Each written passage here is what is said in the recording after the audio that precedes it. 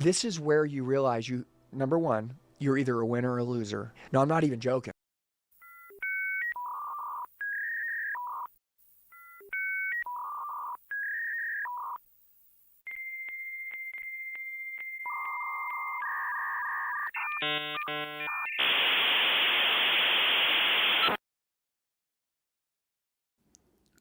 Hello.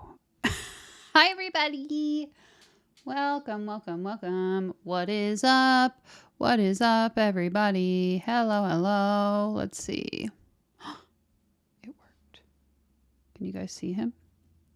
Oh, look at that little guy. I really need to put this camera back on a tripod. Anyway, what's up, everybody? Welcome.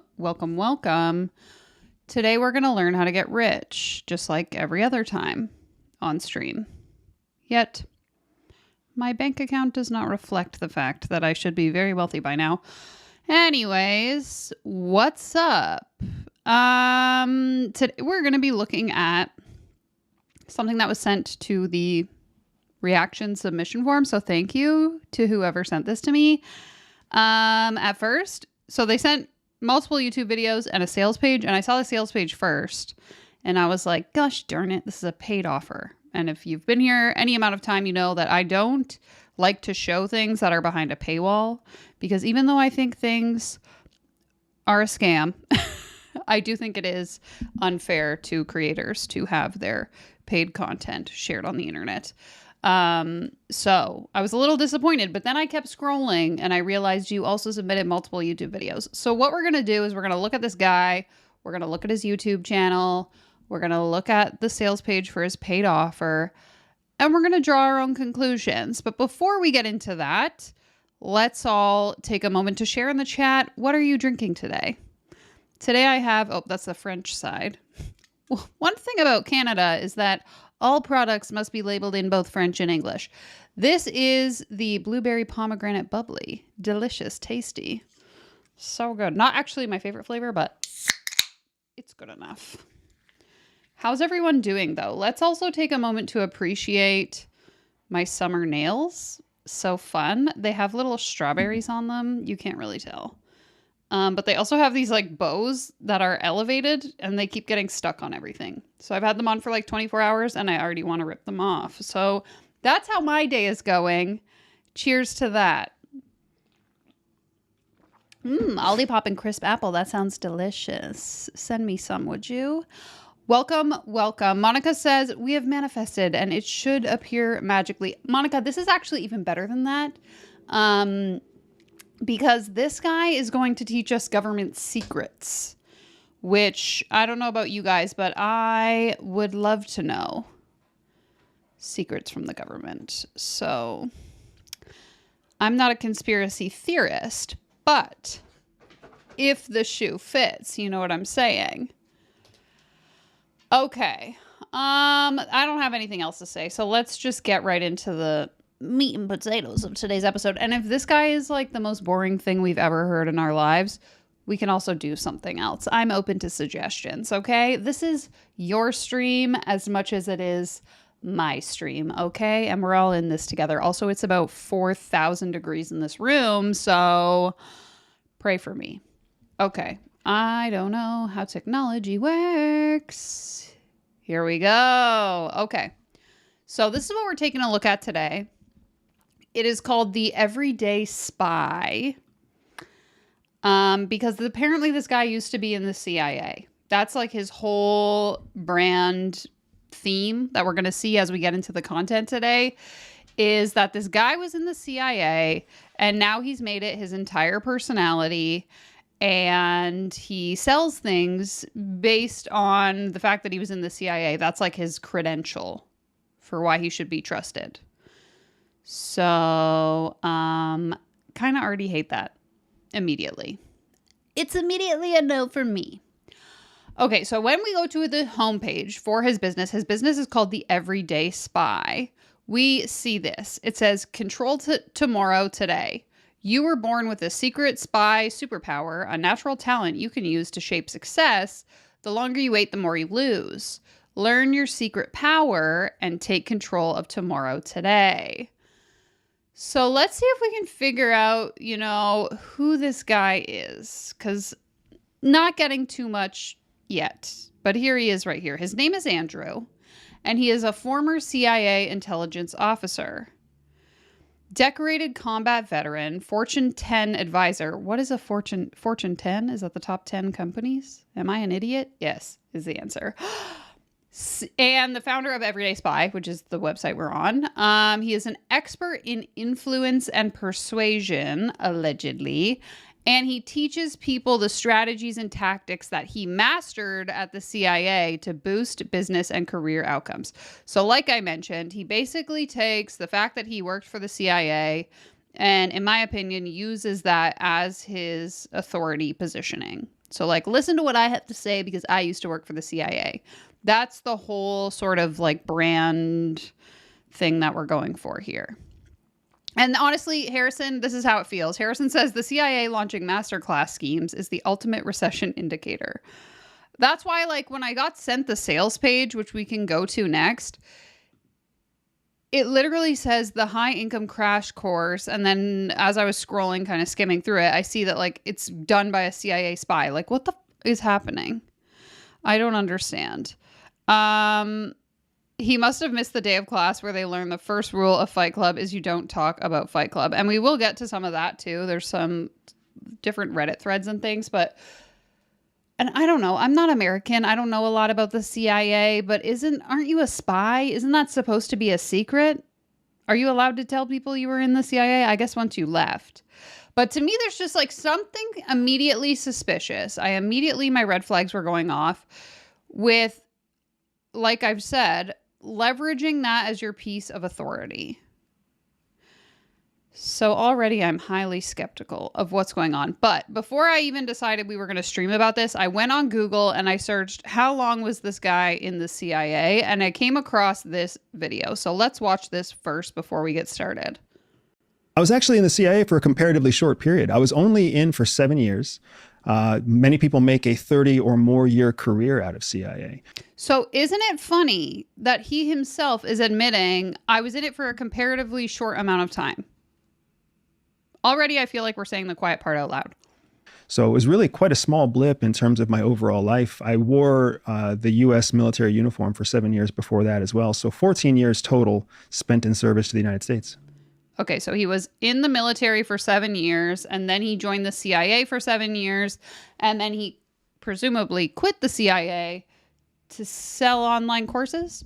I'm not really sure. The entire backstory is like very unclear to me, and I'm not entirely certain. There's no like detailed about page really. Not that I've been able to find. This website kind of sucks, to be honest. So Shadow Cell Book Shop, like, where is your who am I? How did I get started? Blah, blah, blah, blah, blah. Like, none of this clicks anywhere. I am just a little bit confused. So here's a note from him. It says, you can prove your critics wrong and overcome every challenge life throws at you. Do you want to make more money than you are right now? Look and feel healthy and powerful. Protect yourself and your family. The secret isn't hard, it's just hidden because because once someone learns how to win what they want, they never tell anyone how they did it. Okay, I think that's not true. Based on the videos we've even seen on this channel, if I did it, you can do it too. That whole brand ethos is built on the idea that because I did something, someone else can do it. So already we're seeing some misinformation here. It's human nature to hide what you know. No, it's only human nature to hide what you know if you're an asshole. I'm sorry. To keep your advantage. I started Everyday Spy to break the cycle of secrets. I want to give you every secret that I learned in the CIA so you can beat impossible odds win massive success and keep yourself and your family safe. You will learn skills in minutes that others take years to master. And you'll learn to use those skills to win more money, power, and personal freedom than you ever thought possible. You can create the life you've always wanted, no matter what that is. All you have to do is take the first step today and learn your secret spy superpower. The only difference between you, where you are now, and where you could go tomorrow are the secrets that you're about to learn. Godspeed. Okay, and then this leads to probably a program. How much does it cost? Every spy you've ever known started as an everyday person. They had flaws, shortfalls, frustrations, and fears, just like you and me.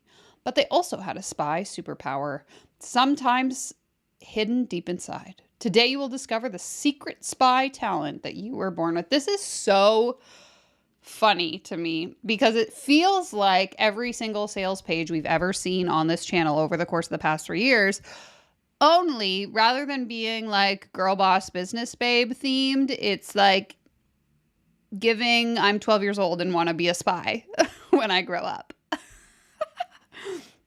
Okay, read each question fully before you answer. Choose the answer you truly think is best for you. And as an added bonus, your quiz results will also tell you your one spy weakness. Okay, great. We're going to take this quiz together, class. Everyone get out your pens and papers. We're about to take a pop quiz. Okay. When you're ready, click continue to start your mission. Like, this feels so high school or like elementary school.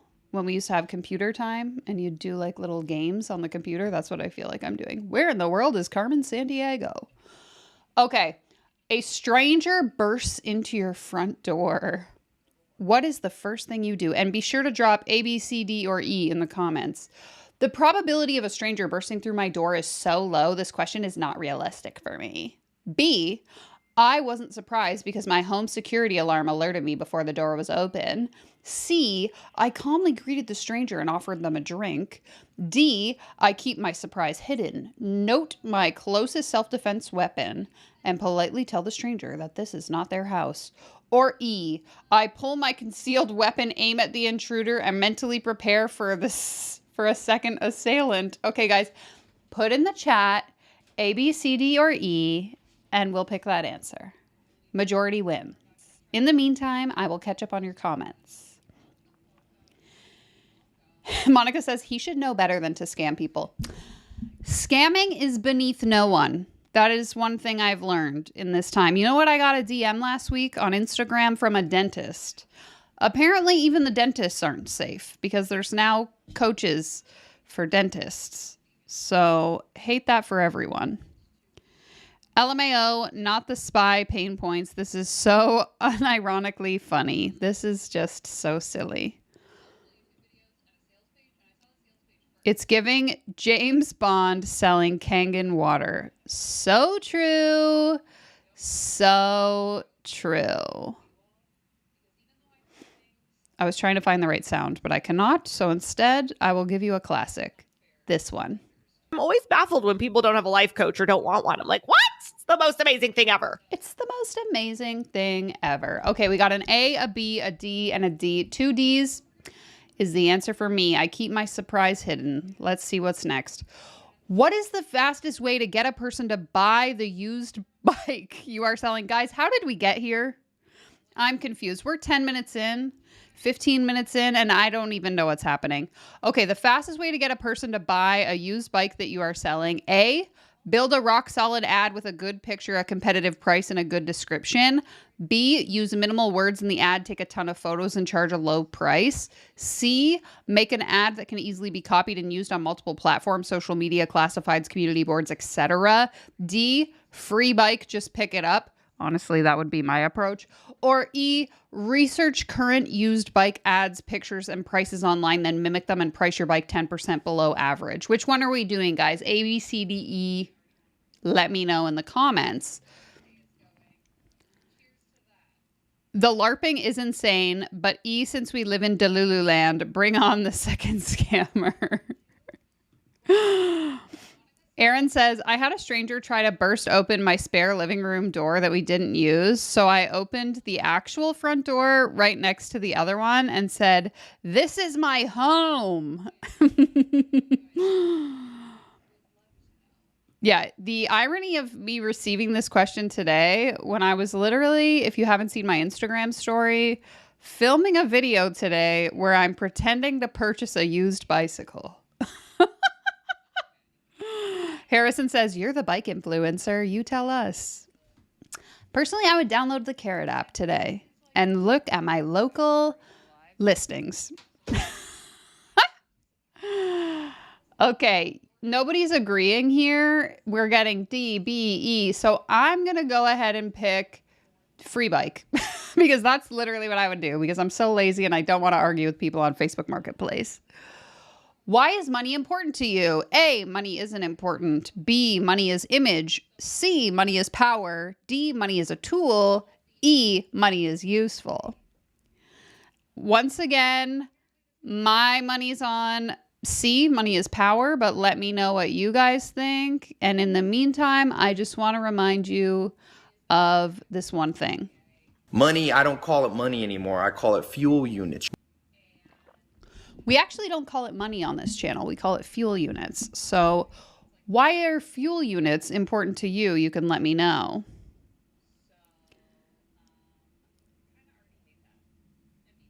Two E's is enough for me. Let's go ahead. Whoops. Oh, shit. Sorry, I got fat fingers. I have already answered one of the questions for us. Your doctor just told you that your cholesterol is high. You are gaining weight and you need to change your diet. What do you tell him? A, thanks, doc. You suck. B, give me a copy of your results so I can check them myself. C, that's just the price of living a great life, doc.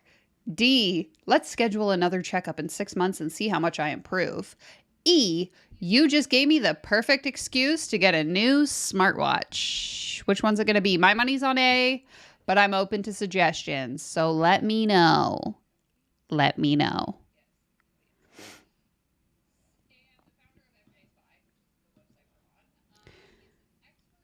This is so ridiculous. Okay, after this question, I'm just going to spam the answers because this is going to take us 4 hours if we go one by one by one.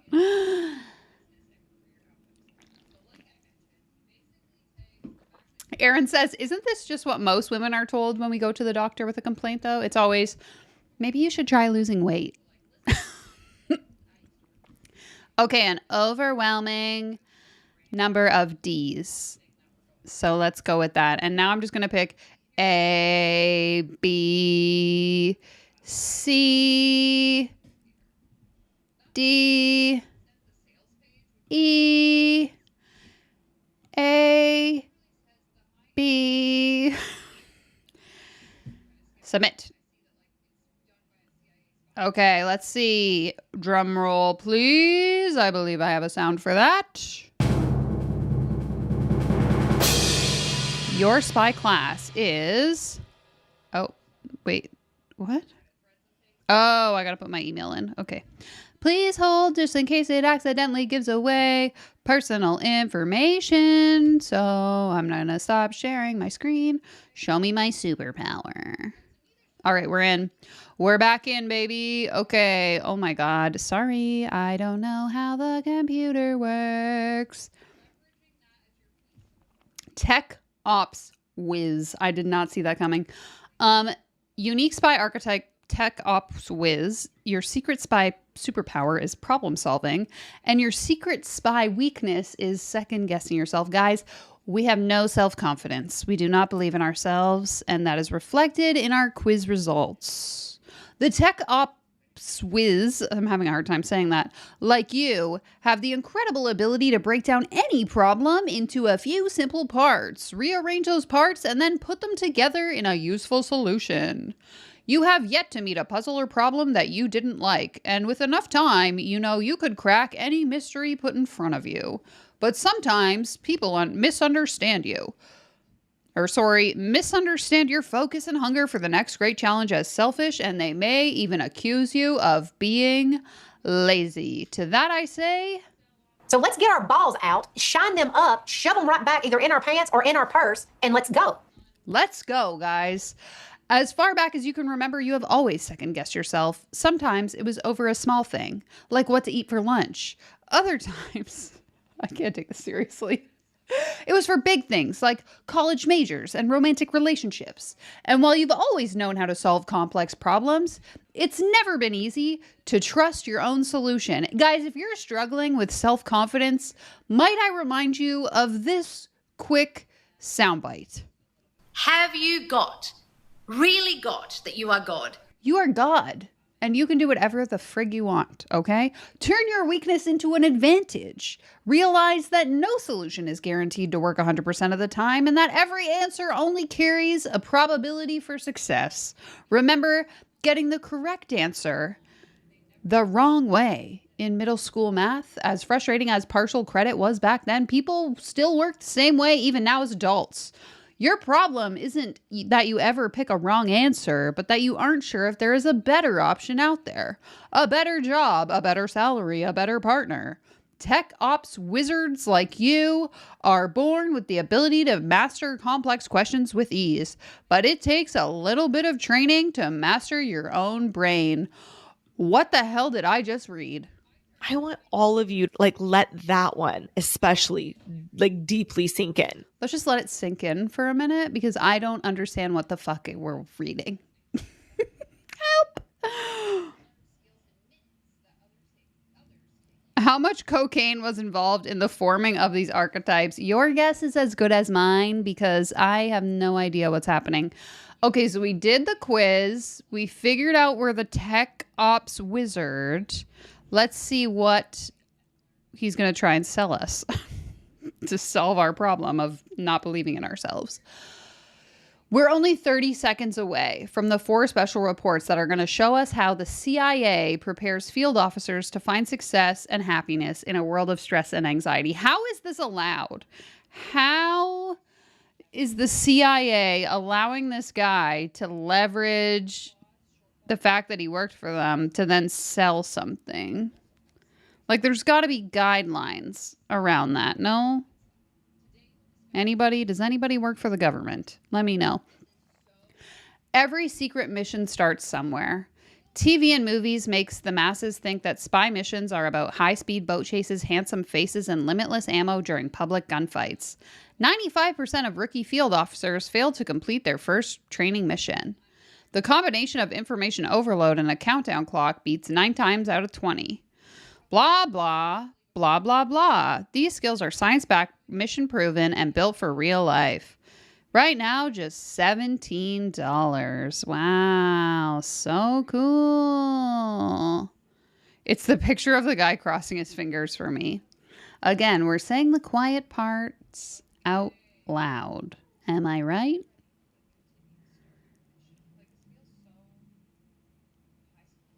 Okay. What on earth have I walked into? This is hilarious.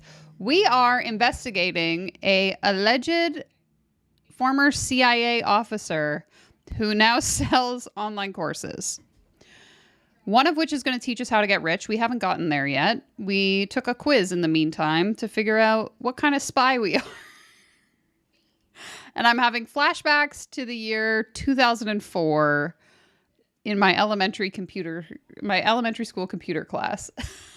Because what is actually happening right here? Yeah, alleged CIA officer. Who's really to say? I don't know.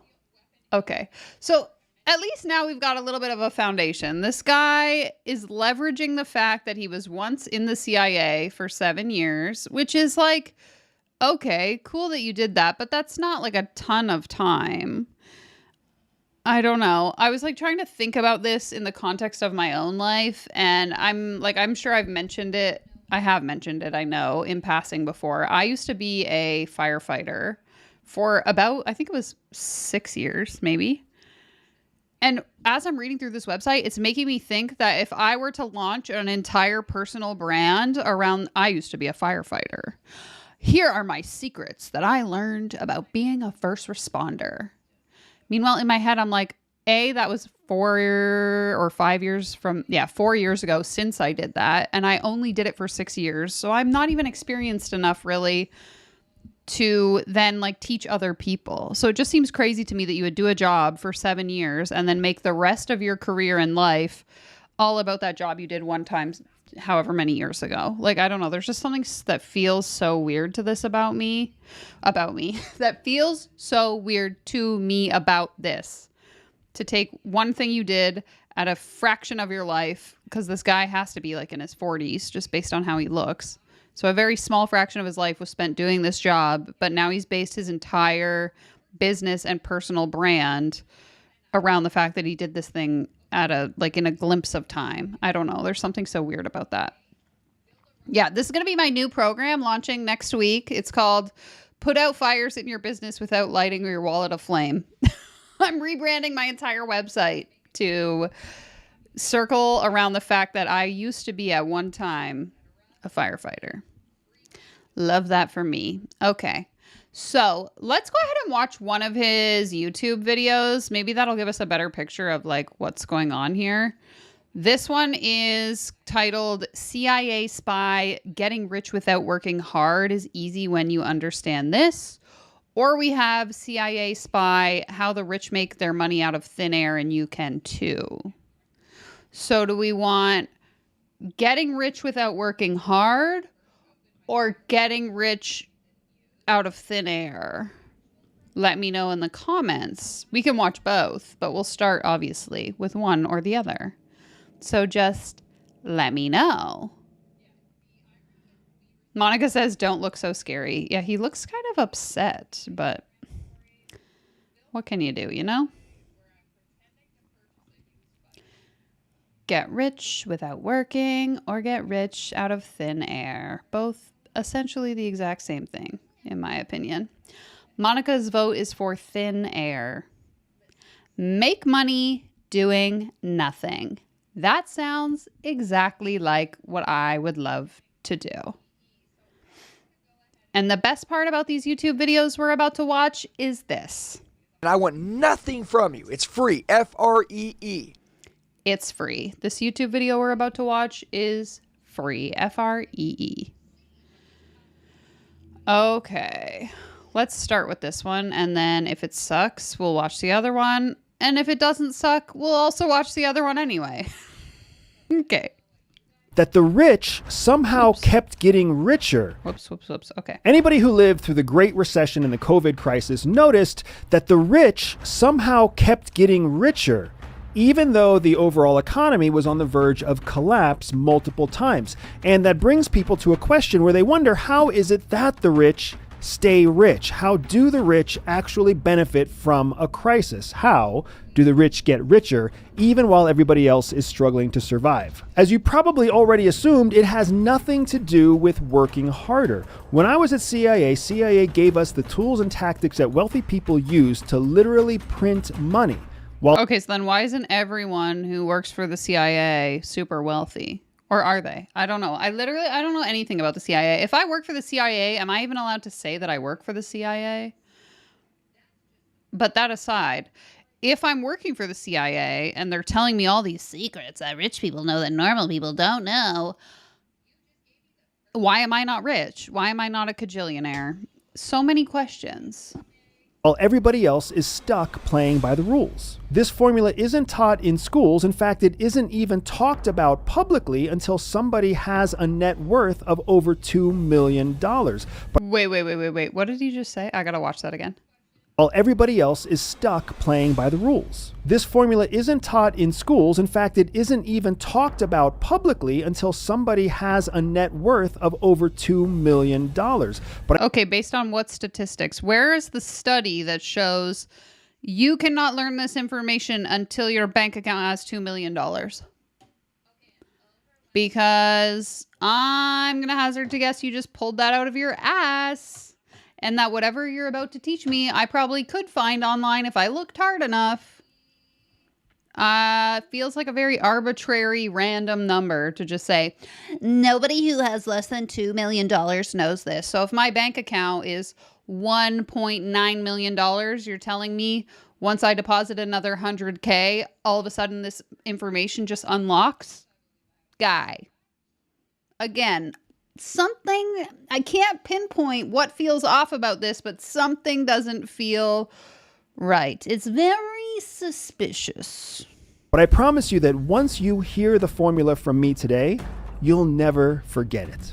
My name is Andrew Bustamante. I'm a former CIA intelligence officer, New York Times best-selling author, and viral internet. Why are they always a New York Times bestselling author? It gives, anytime I hear someone say I'm a New York Times bestselling author, I think I have a top 1% podcast. It's like everyone has a top 1% podcast and everyone is a New York Times bestseller. Like whoop-de-woo. Personality. I spent 7 years operating around the world with CIA's National Clandestine Service, and now I teach spy skills that break barriers and help you unlock your peak performance. I've had viral interviews with Diary of a CEO, Flagrant, Sean Ryan, Lex Friedman, and dozens of other top-tier podcasts and mainstream media outlets. The spy skills I teach have helped tens of thousands of people around the world increase their income, decrease their waistline, and shortcut their way to wealth, happiness, and even love. Wait. Okay, so now he's not only an expert in making money, he's an expert in weight management and relationships? Guy, what is the one thing we learned on this channel? You cannot.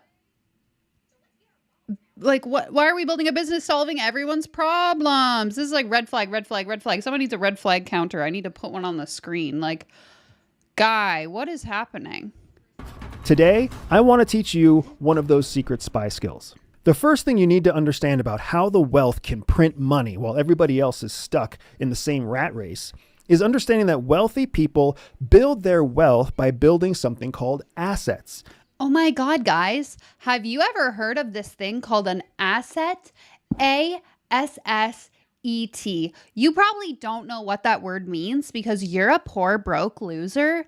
But an asset is a thing that you buy and you own it. Wow. What is happening? Also, yes, Monica says, why not just do the formula you are doing instead of this, selling a course? I will never understand. Exactly. If I had the secrets to unlocking infinite wealth, why the hell would I be on YouTube shilling an online course when I could be out using those secrets to become wealthy? Let me guess. Ding, ding, ding. I have an answer. It's because you don't have a fucking secret. You're trying to sell me one. Exactly. All that buildup for the word assets. You know, Google is free. Free. And I could just look up, what is an asset? Let me guess. He's going to explain to me the definition. Buckle in. Better get my pen and paper ready. Assets are physical, tangible goods that actually retain an increase in value. Meanwhile, most of the rest of us... Actually, sir, not all assets are physical, tangible goods, but... Not trying to be nitpicky, but if we're going to be an educator, maybe we should know what we're educating on. Us are stuck spending our money on things that decrease in value over time or don't carry value long term. So when you think of an asset, think of a house, think of a building, think of a... Actually, I really wish, this is like a very Canadian specific gripe. I believe the US is kind of going through a similar crisis, at least parts of it now. Because so many Canadians treated their home as an asset, the economy is like completely fucked. Pardon my language. I don't know if anyone's familiar with the GDP in Canada, but it's something like, I think it's an insane amount, like 28% of the GDP is in real estate, but that includes commercial real estate. Basically, the issue is so many primarily boomers built their wealth through real estate that now younger Canadians can't buy into the housing market because the prices have outpaced wages so rapidly. Like the housing prices went up, I think it was something like 200 to 400%, but wages have only gone up like 15%. So you have like the average home price being like $700,000, let's say, but the average wages is like $60,000 a year. Anyway, all that to say, this is just my little rant about how homes should be places to live and not a tool to become wealthy. And I'm saying this as someone who directly benefited from the fact that the housing market went crazy because I was able to buy before that happened. I still think it's stupid that it, like, people who make their money in real estate, I'm like, okay, show me something impressive that you've actually done and built, because you just got lucky, right place, right time. You know what I'm saying? So I'm really hating immediately that he's being like, a home is an asset. No, it's not. It's a place to live. Thank you. Have a nice day. Block of gold. And when you think of what the everyday person uses their money for, you have to think of things like cars that decrease in value the moment you drive them off the lot, or food, something that completely loses its value because it's consumed. So wealthy people are constantly building assets that retain value and grow, where the average person is oftentimes using their money to buy things that are consumable or lose value over time. That difference in financial performance might seem small, but over time it makes a huge difference. Yeah, but let's look at the system and why that's the case. Why is it that people in a certain like economic status aren't able to get into that market, whether it's houses or any other kind of asset, even like investment accounts? If I'm living paycheck to paycheck, I probably don't have money left over that I can be investing in my TFSA, RRSP, 401k, Roth IRA, whatever it's called, wherever you live. Let's talk about that. Let's not talk about, oh, rich people just know this secret. No, they have access to more capital that people who are poor don't have access to. So how are we going to fix that, my friend, with your $17 online course? I'd love to see it. Because as wealthy people build those assets, they are given an opportunity to print money without having to make money. Meanwhile, the average person who's spending their money on things they can consume is not only losing value right now, but is also losing potential future opportunities because of their lack of physical, tangible assets. Okay, but what am I supposed to do? If I have to pay my rent, I have to buy my food, I have to cover my medical expenses, what am I supposed to do? Just starve myself for a month so that I can purchase some sort of asset? Like, guy, whatever he's going to say is like, maybe, and I don't know, but I'm assuming it's probably not untrue. Whatever he's about to teach us in this video is probably factual. However, that doesn't change the systemic factors that are at play here that result in people not being able to participate in these magical secrets. Whether you've heard this before or whether this is all new to you, I want to make sure you understand one important thing. Wealthy people are not the only people who can buy assets. You have a great deal of assets at your disposal right now that you just may not understand are assets. And as a result of that, you lose the opportunity to cash in on the same process, the same pattern that wealthy people use to build their wealth quickly. I'm going to give you tools today that teach you exactly how to cash in and grow your wealth instantaneously, the same way that wealthy people do. If you think you already know what I'm going to teach, take a moment now to pause the video and leave a comment below. I'm not going to do that, but I will tell you, my guess is that he's going to tell us rich people have a lot of money and they leverage these magical, mystical assets that they own to get loans from the bank and then use those loans to pay for things in their lives, which is a thing that rich people do. But again, they can do that because they have access to that capital. If I am living paycheck to paycheck, how do I get out of that? That's what I want to know, sir. Help. Tell us what you know about how wealthy people grow their wealth and how the average person loses wealth. But if you're here and excited to learn something new, go ahead and click like, subscribe, and buckle up. Exactly. Monica says, dude, I can't drop money in an asset. Like, obviously, I think the majority of people know that if they're able to buy things of value, then they can hold on to those things and it'll eventually be worth more money. That's not the problem. The problem is that so many people can't afford to buy the asset in the first place, sir. Hello? It's not a matter of not understanding. For some people, it is, sure. Like financial education, financial literacy is a huge problem. I'll speak to North America specifically. I see videos every day of people like racking up credit card debt and not understanding how credit cards work. That's a story for another day. But I would argue that many people who do understand how those things work simply just don't have access to the funds to get out of that situation.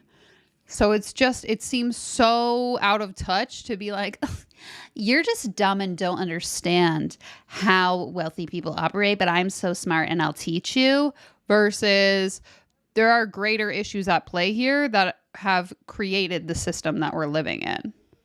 Exactly. I lose wealth because I have to pay bills, gas, insurance, etc. Food to eat, maybe medical expenses, so many other things. If you have children, daycare costs, crazy.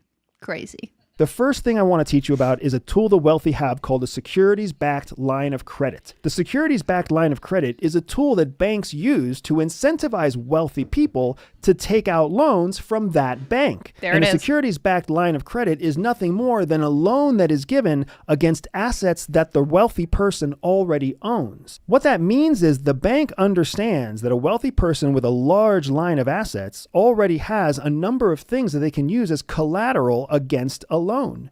So if they try to charge a high interest rate, the wealthy person isn't going to take a loan. So instead, the bank will lower its interest rate significantly to encourage the wealthy person to take a loan and use their assets as collateral. Those assets are important because they act as collateral that ensures that the bank will get its money back even if the wealthy person is unable to pay back the loan. So an SBLOC, or a securities-backed line of credit, is a low interest rate loan that wealthy people take against their assets to get money from a bank right now. Maybe you've heard about this before. Maybe this. Okay, this is exactly what I was just explaining. This is very common for people that have like a lot of money, the Elon Musks of the world, to take out loans based on the assets that they own. So if I have, a ton of stocks or shares in a particular company, I can, rather than liquidating those shares and taking that cash, I can leverage those as collateral with the bank to get them to give me a loan of an equivalent value. So if I had $1 million worth of shares in Tesla, I could use that as collateral with the bank to then liquidate like $500,000 that I can get in cash while I still hold on to those shares under the promise that like if I'm unable to pay this loan back, I will just give you those shares in exchange. So that's kind of what he's talking about here. But you can do it with like physical assets as well. It's the same as when you get like a home equity line of credit. If I bought a house for $200,000 and now it's worth $500,000, I can go to the bank and try to negotiate a loan for that $300,000 of value that my home has grown. Usually they'll give you like up to 50% of that. So I could get $150,000 in cash based on the fact that my home is now worth $300,000 more than it was when I initially took the loan out. So that's kind of the premise that he's talking about here. So you already have to own something of value, and then you're basically using it as collateral to get the liquid cash for that value. This isn't new, but here's where it gets tricky, because wealthy people will actually use a securities-backed line of credit to replace their annual salary. What that means is their annual salary actually becomes a loan from a bank. And that's very important because a loan from a bank isn't taxable. A loan from a bank is actually tax deductible. So if a wealthy person has enough assets, they can literally pay themselves a salary every year in the form of a loan that acts as a tax deduction at the end of the year and allows them to avoid all income tax on the loan itself, which is a replacement for their income. So think about this for yourself for a second. If you could take $100,000 in assets and use that to back a loan for $100,000, and then that $100,000 loan is not taxable, which immediately saves 24% taxes for the year just in federal income tax. Then over the course of the year, you're spending a loan instead of income, and by the time the end of the year comes, the government actually issues you a tax refund. But you also owe interest on that loan. There's no tax-free loans that I'm aware of, at least not in Canada. That's how the wealthy use their assets to literally print free money in the form of a loan that fully bypasses taxes. The wealthy use this tool to grow their wealth year after year after year, and it works because the interest rate that they're paying back to the bank is less than the return on investment that they're getting from the growth of their assets. Meaning an SBLOC can be negotiated to an interest rate of 3 or 4%, while the average interest rate on, say, your stocks or your home value might increase 7 to 10%. Not if you live in Canada. The real estate market is down 20%. Sorry, I'm really stuck on the real estate affordability crisis that we're in. But I do understand what he's saying. So like if I have money in, let's say, the S&P 500 for the last 5 to 10 years, it's been returning over 10% a year. So if I took out a loan for $100,000 per his example, and my bank is offering it to me at 5% interest, but I have $100,000 invested in the S&P 500 that I'm making 10% on, then I'm making 10 grand while I'm paying 5 grand in interest. So I'm still up $5,000 is what he's saying. But again, most people who probably need help getting rich, making money out of thin air, probably don't have those assets to even be able to access in the first place. So this information is kind of like speaking to the void. You're talking to the wrong people. But I totally agree with Phoenix's comment here. It says, bro used his CIA background to talk about real estate. Same with Rodney. If you take out the CIA marketing stuff, he's the same as everyone else. And that's really, I think that's what's kind of like, I can't pinpoint it exactly, but that's what feels so off about his whole brand, is that he's leveraging this singular experience. Again, he worked for the CIA for 7 years. And again, looking at him, I would guess he's like 40 something. So that's like, what, less than 20% of his life. He did this thing, and now he's using it as his entire piece of authority. Listen to me because I worked for the CIA. Listen to me because I did this one thing one time. It's like you weren't even, I could see it if he was like in his 60s and he had had a career with the CIA for 30 years. You probably learned quite a bit in that time, and that's such a formative piece of your life. But to do a job for like a little bit of time and be like, I'm an expert, listen to me. It just, something about it feels really off. And I think he's purely using it as a way to like shill something else. So that's his like authority piece, because he doesn't actually have skills or authority in something more tangible, if that makes sense. And that's just allegedly, in my opinion. In a year.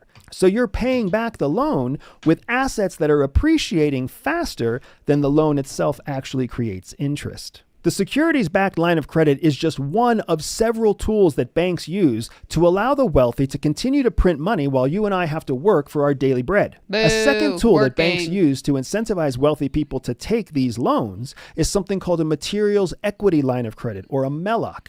A MELOC is different from a securities-backed line of credit because instead of being backed by property or stocks, it's actually backed by materials, oftentimes precious metals like gold or silver or platinum. But besides the fact that they're using metals instead of stocks, the process is still exactly the same. A wealthy person takes a loan from a bank against their assets at a reduced interest rate and uses that loan as a replacement to their salary, thereby avoiding taxes over the course of the year. And by the time the end of the year comes around, the actual metals themselves have increased in value more than the cost of the loan has increased in interest. A third tool that banks use is something called a margin loan. And a margin loan works very similar to both the MELOC and the SBLOC in that it allows people to take a loan against their assets in a way that lets them avoid taxes at the end of the year. By now, you're seeing the pattern that I promised you'll never forget.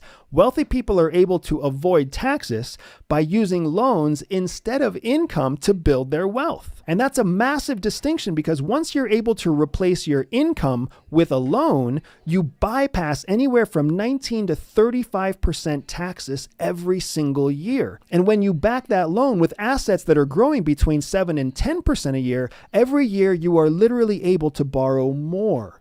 And more again, because the bank wants to keep lending you money because your assets show that they will never lose on this loan. You will never actually default, because if you do, the bank will acquire your assets. You become the perfect target for what a bank wants to lend to. All the bank is looking for is some kind of appreciating asset. Once it has an appreciating asset that acts as collateral for the loan, everything else is gravy. Now, if you're still watching this, you might be wondering if this even pertains to you, because maybe you don't have a large stock portfolio. Maybe you don't own any appreciating property. We are poor.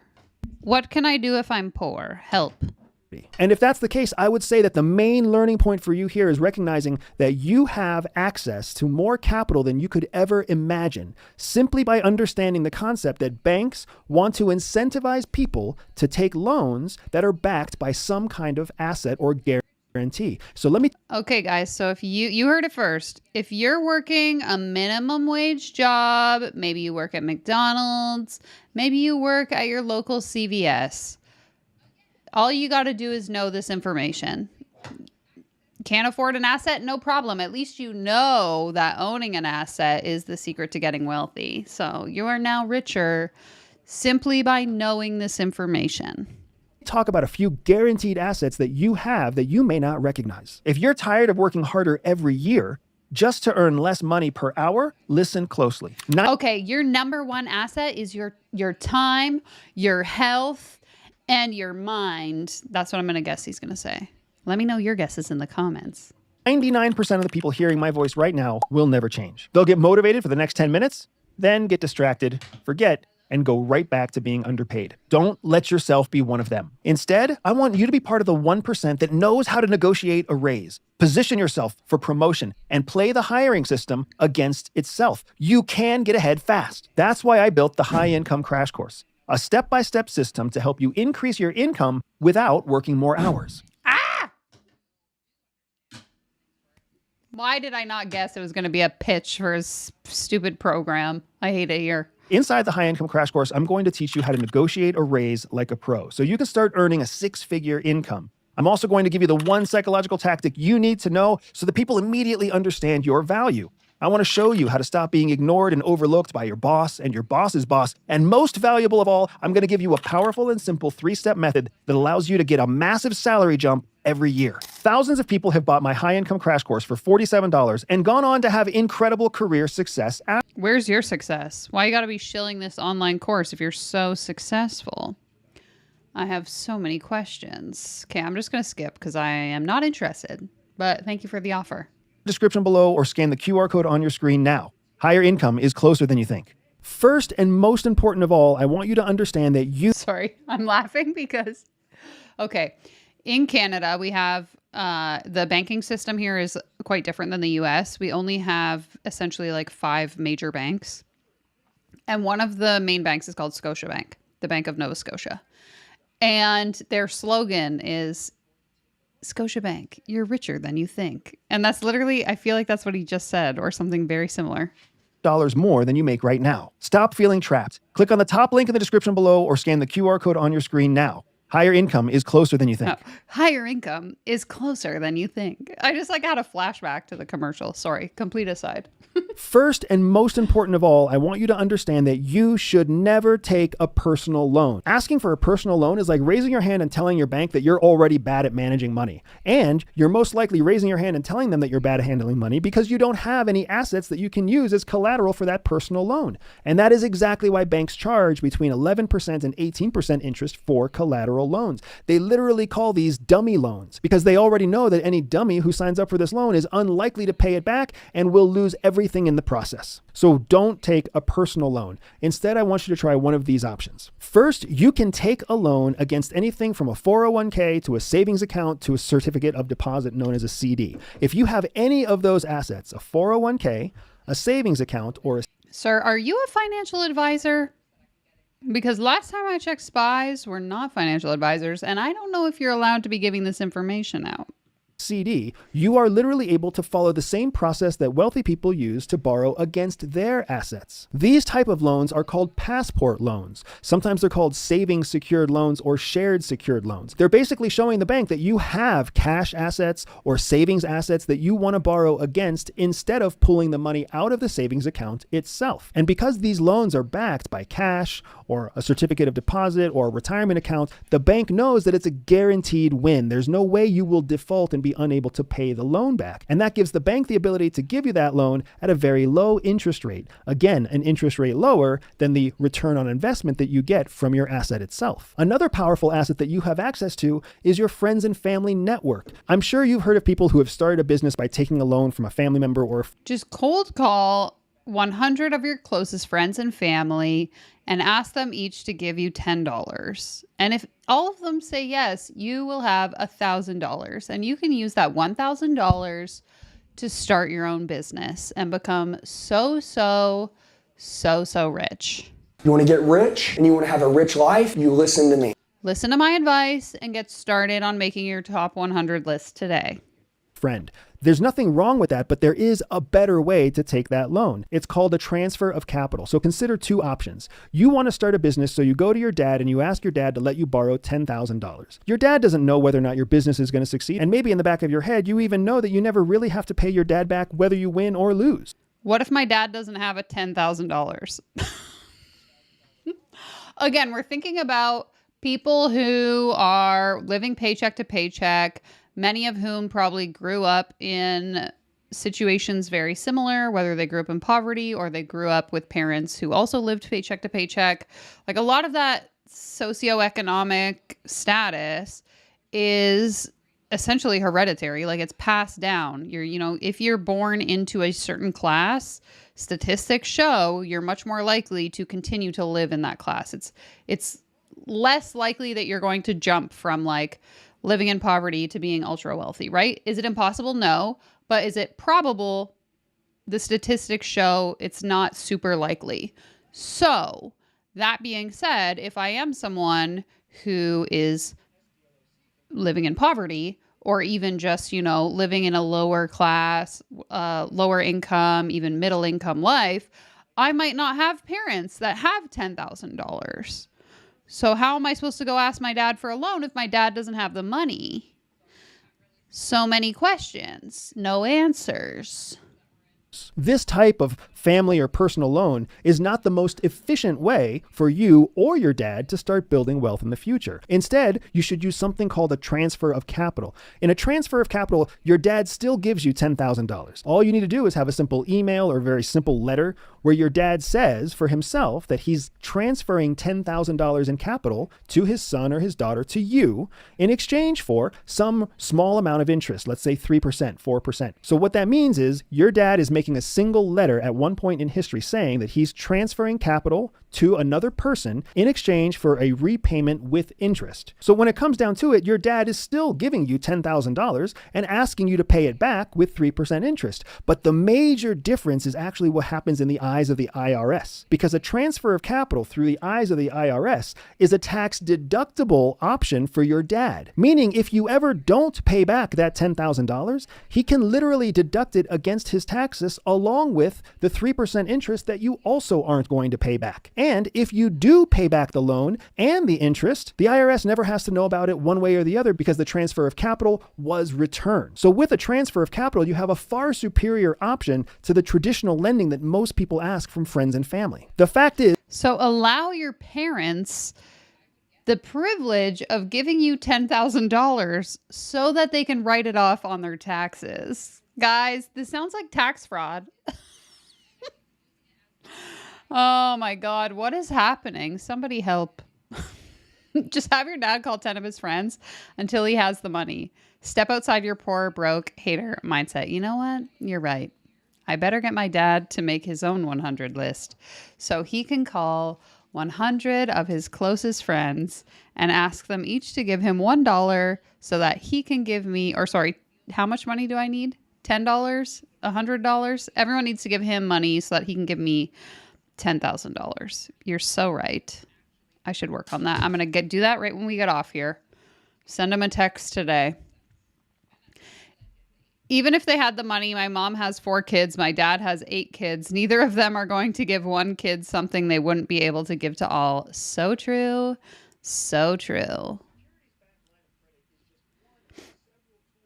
All he wants us to do is transfer our capital to him. Honestly, you're not wrong. Give me your money so I can get rich. Is that wealthy people have more and larger options to essentially pull money out of thin air and avoid taxes along the way. But the everyday person like you and me have plenty of options ourselves if we understand the value of the assets we have. Okay, I'm going to need an accountant from the US to chime in. Are we allowed to be doing this? Are we allowed to just be writing each other loans and saying that we're charging each other interest even if we're not? And then I don't know. I'm just thinking that if my parents, I'm not in the US, so I don't know. But let's say my parents were going to give me 10 grand and they wanted to be able to write it off on their taxes.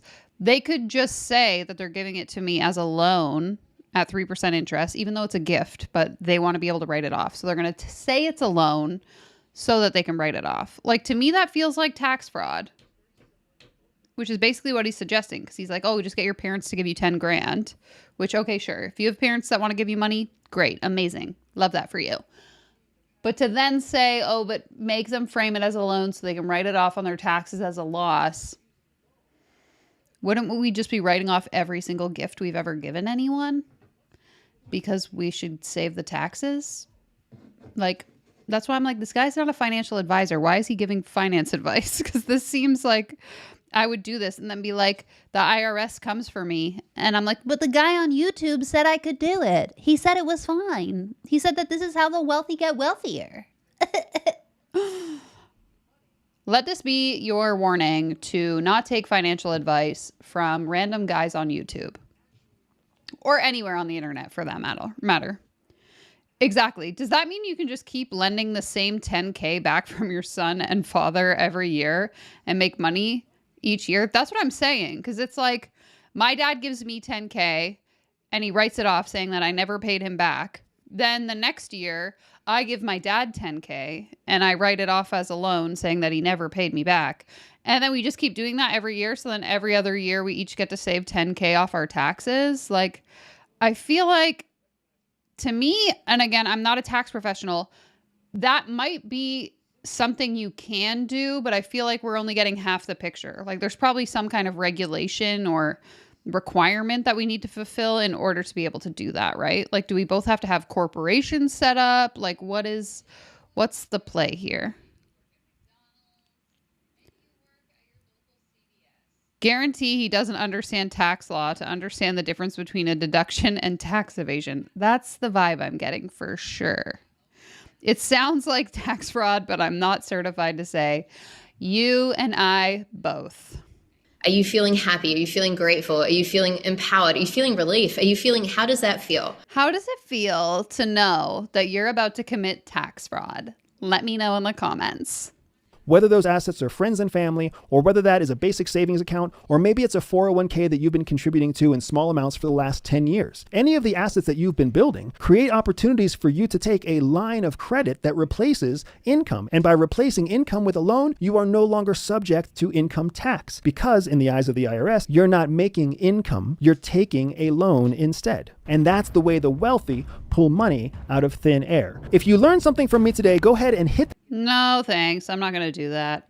That was really terrible. Guys, again, don't take financial advice, specifically on things about how to save money on taxes, from some random CIA spy on YouTube. That's what I'll say about that. Yeah, there's a huge difference between something you can't get taxed on as income and what a deduction is. This man is a fool. So true. So true. No, how is this not a pyramid scheme? I'm confused. Never trust a guy who puts family under his list of assets. Also so true. Okay, let's watch the next video and then we'll look at the online course that he's selling. So this one is titled, Getting Rich Without Working Hard is Easy When You Understand This.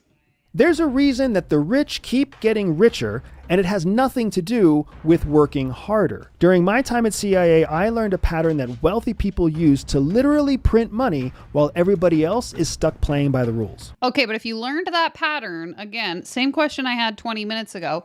If you learn this pattern, why not just do whatever it is you learned? Why be making YouTube videos and selling me some shitty $17 online course when you could just do the thing that you learned when you worked for the CIA? This is a formula that isn't taught in grade school or college or even years of advanced education. But it's taught here on my YouTube channel where I will give it to you for free because I am just such a giving person and it's so altruistic of me to share with you all of this information I learned when I worked for 5 minutes for the CIA. But I promise you that once you see it, you'll never forget it. My name is Andrew Bustamante, and I'm a former CIA intelligence officer, New York Times bestselling author, and viral internet personality. I spent 7 years... I am a viral internet personality. I'm going to start calling myself that. I think I'm going to change my Instagram bio to read viral internet I can't even say it with a straight face. It's the craziest thing I've ever heard. Operating with CIA's National Clandestine Service all over the world. And now I teach spy skills that help you break barriers and unlock your peak performance. I've had viral interviews with Diary of a CEO, Sean Ryan, Lex Friedman, Flagrant, and dozens of other top-tier podcasts and mainstream media outlets. Okay, I'm going to be on my phone because I want to look up how many views his videos with those people have. Like, are they actually viral? Because I never heard of you until someone put you in my Google form. If you've seen one of those interviews, go ahead and drop a comment below and tell me what you remember. The spy skills I teach have helped tens of thousands of people around the world increase their income, decrease their waistline, and shortcut their way to wealth, happiness, and even love. And today, I want to teach you one of those secret spy skills. During my first 2 weeks at CIA, I was taught an important framework that explains how powerful people, wealthy people, influential people build a psychological advantage over the everyday people around them. And that framework is called... Okay, I will give him credit that his interview with Diary of a CEO, one of the clips anyway, has 6.2 million views. So... and his other one has 1.2.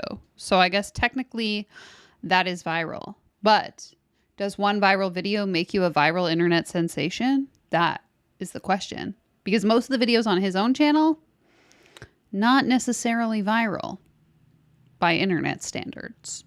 RICE. So RICE, R-I-C-E, is an acronym for reward, ideology, coercion, and ego. These 4 words represent what we call the motivational levers that drive all human behavior. And each of those levers has a different strength and a different value. Now, while there are 4 different motivational levers, not all of the levers are actually the same in terms of their impact or importance. Of the 4 levers, we find that coercion is actually the weakest lever. Which makes sense, because if somebody forces you to do something, if they trick you, or if they shame you or embarrass you into taking some kind of an action, you're very unlikely to ever trust that person or take that action again. So you can see how coercion inside the acronym RICE is the weakest of all the motivational levers.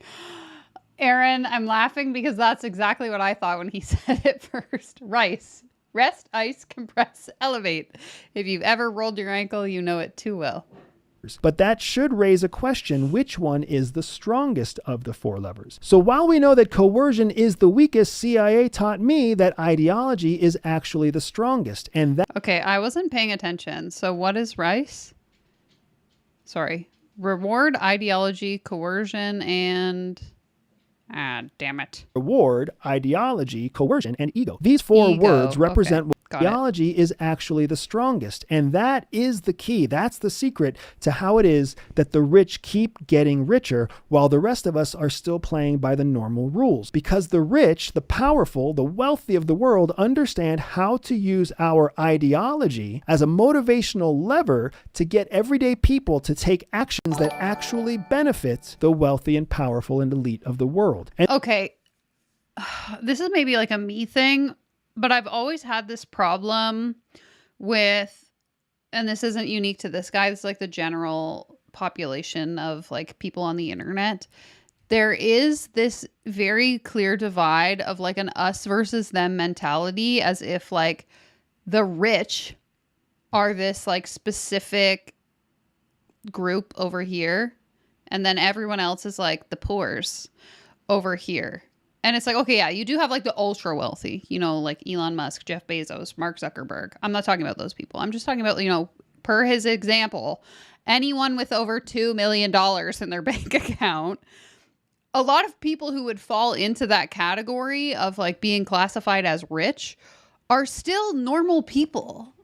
Like, I definitely know multiple people who have net worths in the millions, multiple millions, some people upwards of like a lot of money, but they're relatively normal people. They still like have jobs and they hang out and they, you know, interact with us normal poor plebs of the world. Like, there's just something about this narrative of like, the rich know these secrets and they all keep it a secret from you because they don't want you to come for their money. It's like, no. Actually, a lot of the really wealthy, successful people I know, if I were to call them up and be like, yo, can you give me advice on what I should do in my business? They would be like, let me tell you a thing that I learned, because that's how I got rich, was building this thing. And it's like, there's something harmful, I feel like, to me, where we continue to perpetuate this narrative of like us versus them. They know these secrets. It's like, no, there's a lot of systemic things like I've been talking about for the last hour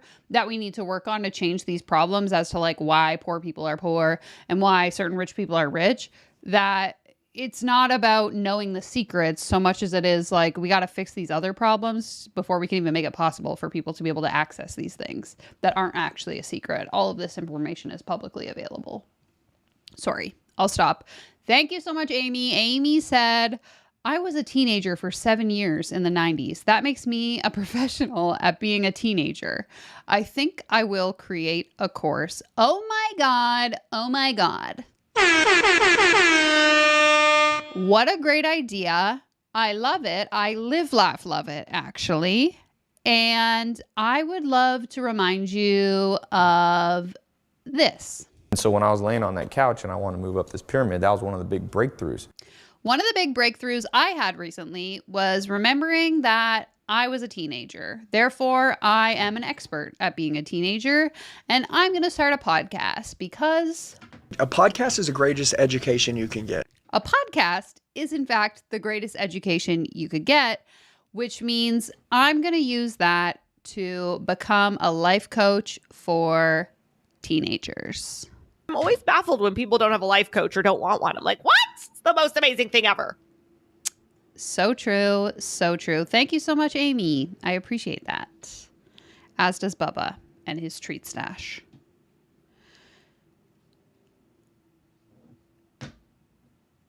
Ryan says, I consider anything under $10 million to be relatively normal. It's one generation worth of money. Anything more than that doesn't make sense and adds to crazy amounts of nepotism in the world. Yeah, and like by, again, his definition, he's considering anyone with over $2 million is wealthy, rich, is in this group of people full of secrets.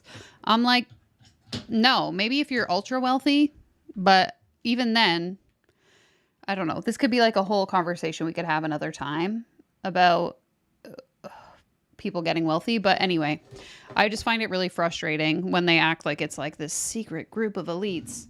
It's like the same with the government. When people have all these conspiracy theories, I'm like, you think the government is organized enough to be running these secret things in the background? Like, bruh, no, it's not happening. It's not happening. And there are actually 6 different ideologies, or what's known as 6 different psychological perspectives that are being used by those powerful people every day. And that's what I want to teach you today. The first ideology I want to talk about is something called behaviorism. Behaviorism is an ideology that has to do with how you actually behave, the actions that you take. Powerful people understand that you are prone to behave in repeatable patterns all the time. You see it around you everywhere you go, whether that repeating pattern is what you eat or how you drive to the grocery store or when you go to church. We all have behaviors that we repeat so frequently that they become part of our ideology. Just think about the person who goes to church religiously every Sunday, but still doesn't necessarily act like a church-going person on Wednesday. That's a perfect example of a behaviorism. Or the person who maintains their gym membership but never actually goes to the gym. That's another perfect example of behaviorism. They have essentially created a repeating pattern of behavior that feeds the wealthy, that feeds the powerful, that feeds the elite, even though it doesn't actually help the person carrying out that behavior day to day. The second ideology that wealthy people use is something called psychodynamic ideology. Psychodynamic ideology is something that you may not recognize in yourself because it's tied to your psychology, and that's often rooted all the way back in your childhood and your developmental years. So whether you are somebody with anxiety or a high risk tolerance, or maybe you like to procrastinate, these are oftentimes psychodynamic ideologies that are tied back to something that you learned during those core developmental years as a child with your mother, your father, your grandparents, in your neighborhood, in your church, with your friends. Either way, the elite understand that once people have a psychodynamic ideology, they oftentimes will stay within that ideology for the entirety of their lives. The third ideology I want to talk about is something called humanistic ideology. As the name implies, a humanistic ideology describes a person who is very human-centered or relationship-focused. This is the person who genuinely cares about the starving children in Africa or the hurt puppies in puppy mills around the world. Humanistic ideology are people who are very centered on the idea of humanity, of self-actualization, of oneness with the universe. Humanistic ideology means you actually give a shit about anyone other than yourself. And rich people, they don't do that. So stupid. Sorry. These are individuals who genuinely believe and are motivated by that version of ideology. The fourth ideology is something called cognitive ideology, and you might not be surprised to know that cognitive ideology aligns itself with people who really value analytics, people who value data, people who value logical, rational thinking. Yeah, so show me the stats, man. Where are my analytics? Where is the evidence to back up what you're saying? People who fall under the idea of a cognitive ideology. And the wealthy and powerful of the world know that if you want to win over somebody who is cognitively predisposed to a cognitive ideology, all you have to do is make a rational argument and they will have a predictable behavior. This is exactly the ideology you see in a grocery store when they put up a 2-for-1 sale, or when you come across an online ad offering a deep discount. These are very cognitive ideological approaches to try to get someone to essentially give their money away, making rich people richer and making that person just a little bit poorer. Now, the last two ideologies are different because they address... Okay, I've lost track of what he's saying. Is he saying that rich people use all of these ideologies to take your money? Is that the point he's trying to make here?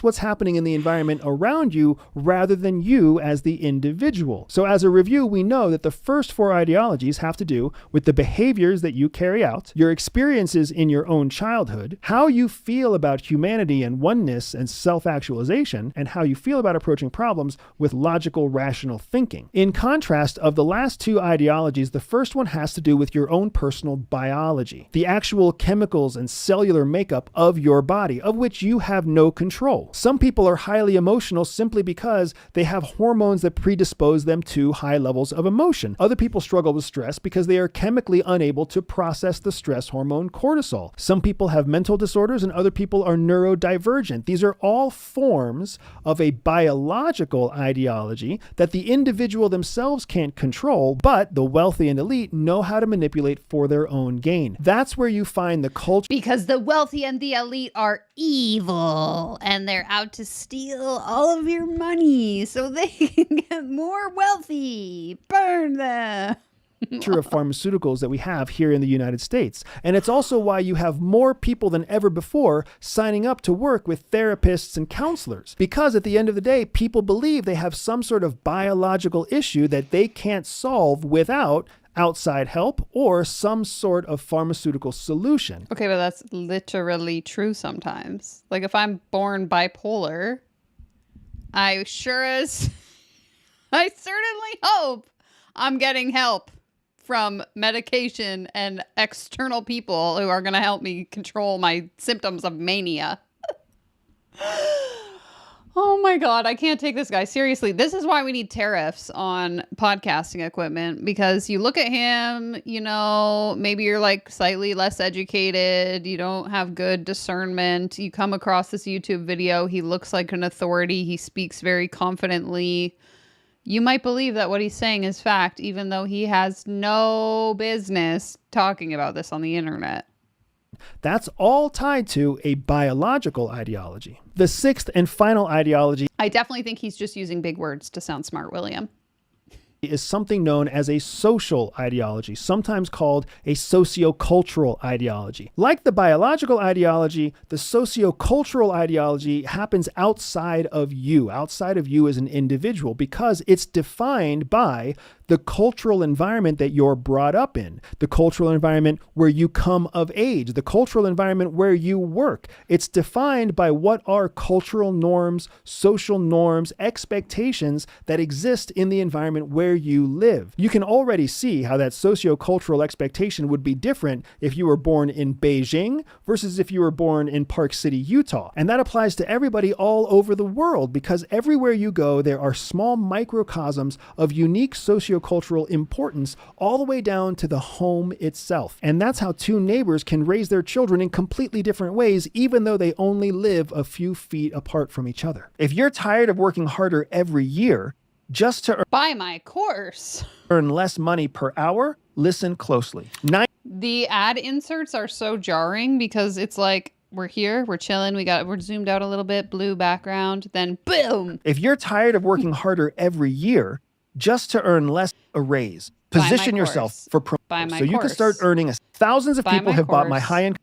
I believe you can have a higher income money in the first 7 days of my crash course on your still be struggling to make ends meet. Top link in the description below or scan the QR code on your screen now. Higher income is closer than you think. These 6 psychological perspectives all fall under ideology, which we now know is the strongest of all motivational levers in the acronym RICE: reward, ideology, coercion, and ego. And that one motivational lever, ideology, is the most powerful lever that is used constantly by the elite, by wealthy, by military leaders, by dictators, in order to get the masses to take actions that are predictable, even actions that don't work in their best interest. It's how the rich keep getting richer while the rest of us keep playing by the same rules. Because the average person is not trying to manipulate somebody else based off of their ideology. Instead, they're trying to encourage them with a reward, or they're trying to threaten them with coercion, or maybe they're trying to placate them by feeding to their ego, when in fact, the fastest way to get what you want is to immediately attack someone's ideology.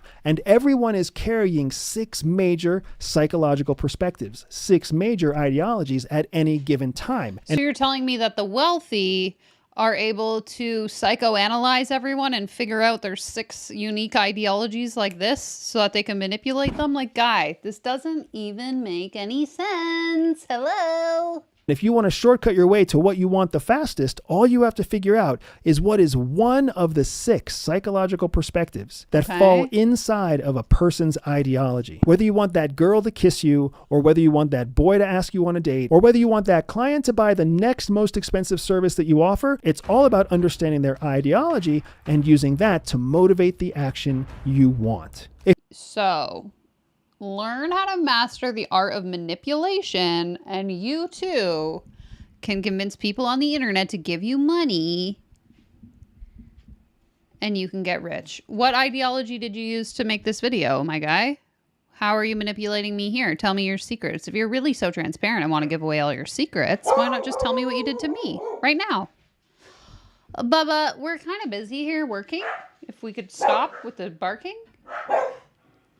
If you've learned something new with me today, go ahead and hit that subscribe button right now. Leave a comment, share this video with a friend. And if you want access to more spy skills to help you unlock your peak performance, go ahead and click on the top link in the description below and learn your secret spy superpower. I'll see you on the other side.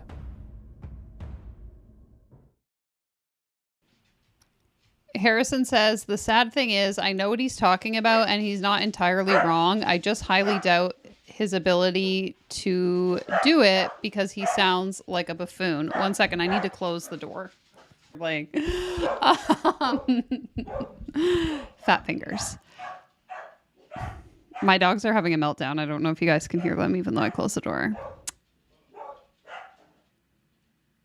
Anyway, what I was going to say is it feels like he is taking the concept of pain point marketing, learning how your ideal customer or client thinks, feels, the values they hold, the problems they face, and then learning to speak to those problems. That's like marketing 101. It's almost as if he took that principle and then tried to reframe it to make it sound more authoritative, of like, I'm a spy, I learned these secrets when I worked for the government, when it's really just like the basic principles of marketing. That's the vibe I'm getting. He's talking about attacking people's core identity through reverse psychology or prompting them to act in a predictable way. Quickest way to get nobody to like you. Yeah, manipulation. Exactly. That's what he's talking about. That's literally what he's saying. He even used the word manipulate at one point in that video. But added all this word salad to make it sound more legitimate. Yeah, his superpower is BS. Absolutely agree. Okay. So let's go ahead and look at the actual offer. So this is what he keeps promoting in both of the YouTube videos we watched. This is what the commercial was for. It's for the high income crash course, which presumably is like a bottom of the funnel offer because it's very affordable. So my guess is once you buy this, then he tries to upsell you into something else. I don't know if he does private coaching. We can go on Google and look it up after. But this is kind of like the entry level offer that he's selling. Yeah, I'm crying at the NoahCon intermission. YouTube just knew we needed a little vibe check. So that's what that was about. Okay. So as you can see, I already hate it here. This was the initial thing that got sent to me that I was like, who is this guy? And why is he talking like this? So many red flags. First one being, the more you work, the less you're paid. And that's a matter of math. Okay, if I make $12 an hour and I work 6 hours, I'm still going to make $12 an hour. So I'm not really sure what your point is here. You're underpaid and overworked, and you know it. Year after year, your responsibilities increase along with your hours, but the pay never seems to keep up. Okay, maybe if you're a salaried employee, but if I'm hourly, I get paid no matter what. It starts with one weekend here and there, then holidays, birthdays, anniversaries. Before you know it, you're spending more time with your coworkers than your family. It sounds to me like you have a boundaries problem. And that perhaps rather than a raise, you just need to learn how to tell your boss to shove it. Spoken like a person who hasn't had a job in 10 years. Hello, it's me. It is a recipe for disaster and everyone knows it, even your boss. And yet nothing changes because that's how business works. In order to maximize profits, your company needs you to work more hours for less pay. They already know that the more you work, the less you're actually worth. They did the math, they just never told you about it. 39% of Americans feel their work-life balance is getting worse. Another 24% know they're working more hours for less wages. As soon as you can't take it anymore, you get replaced by someone new and the cycle continues. That is not the American dream. Okay, so here is him taking, one of your ideologies and trying to reframe it to get you to buy his course. It's not your dreams, and it wasn't my dream either. It's the American nightmare. I know it well because I spent 4 years in a corporate coffin until I woke up. Which corporate coffin were you in? Because you were in the military and then you were in the CIA, allegedly for 7 years in each. So at what point in time were you in the 4-year corporate coffin? Which story are we using here? The high income crash course is your alarm clock. It's time to wake up to a better day, better pay, and a better future. The high income crash course, how to add $12,000 to your salary in 7 days without increasing working hours, responsibility, or workload. Guaranteed, guys. You are guaranteed to make $12,000 in 7 days. That is a bold income claim if I ever saw one. Okay, before we keep reading, I want to scroll and see if there's a disclaimer that says, like results aren't typical. Nope. No, there's not. Okay, great. Someone report this guy to the FTC because he's literally saying we can make $12,000 in 7 days guaranteed. And there's nothing saying results aren't typical. So I'm going to buy this expecting that that's the outcome I'm going to get. My guy, what are you doing?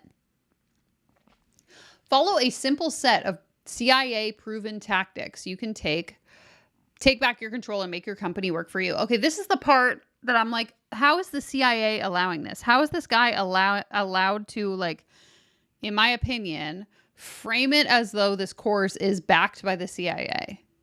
CIA proven tactics. To me, that's almost an endorsement of the CIA wants you to know how to get rich and I'm going to teach you.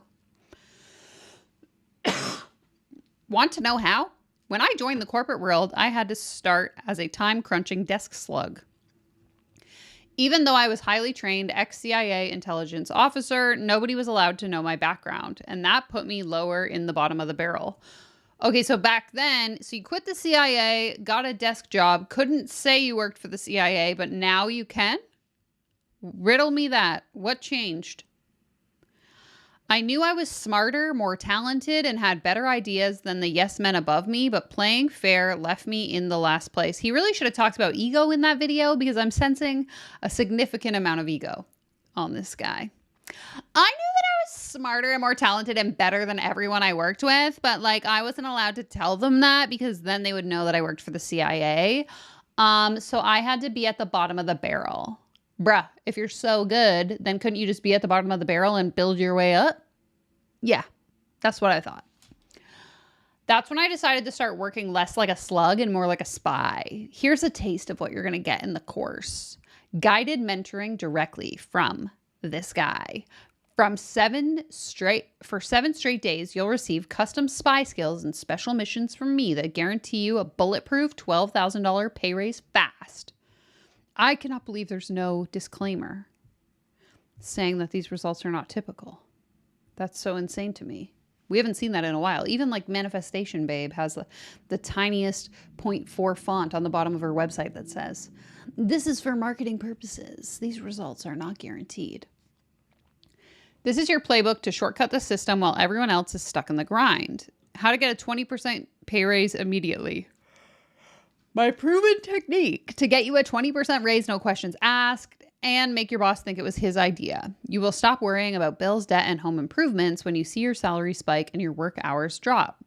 3 tools to win salary negotiations forever. You have awesome leverage to get more money for the work you're doing right now. The problem is that nobody taught you how to negotiate like a spy. You'll be in complete control of your paycheck with these 3 simple tools. Say farewell to workplace arguments. Welcome to a world where you never have to argue with a coworker again because they'll be too busy agreeing with you, and much, much more. The High Income Crash Course is a powerful game changer you've been looking for. Get this awesome bonus gift totally free along with your high income course. The 4 hidden ways job recruiters ruin your career before it ever starts. This explosive report lifts the skirt on how live, digital, and social media recruitment programs lie to you, ruin your life, and make massive amounts of money in the process. This is genuine intel you can use right away to avoid disaster. I'm so convinced that the High Income Crash Course will get you a $12,000 raise. I'm willing to make a promise no one else will. Money back guarantee. If the course doesn't score you a $12,000 raise in the next 7 days, send me a note and I will refund the money. Okay, so then you click on it and it takes you to a sales page where it's on sale now. Again, another red flag we see so many times is this like limited time offer.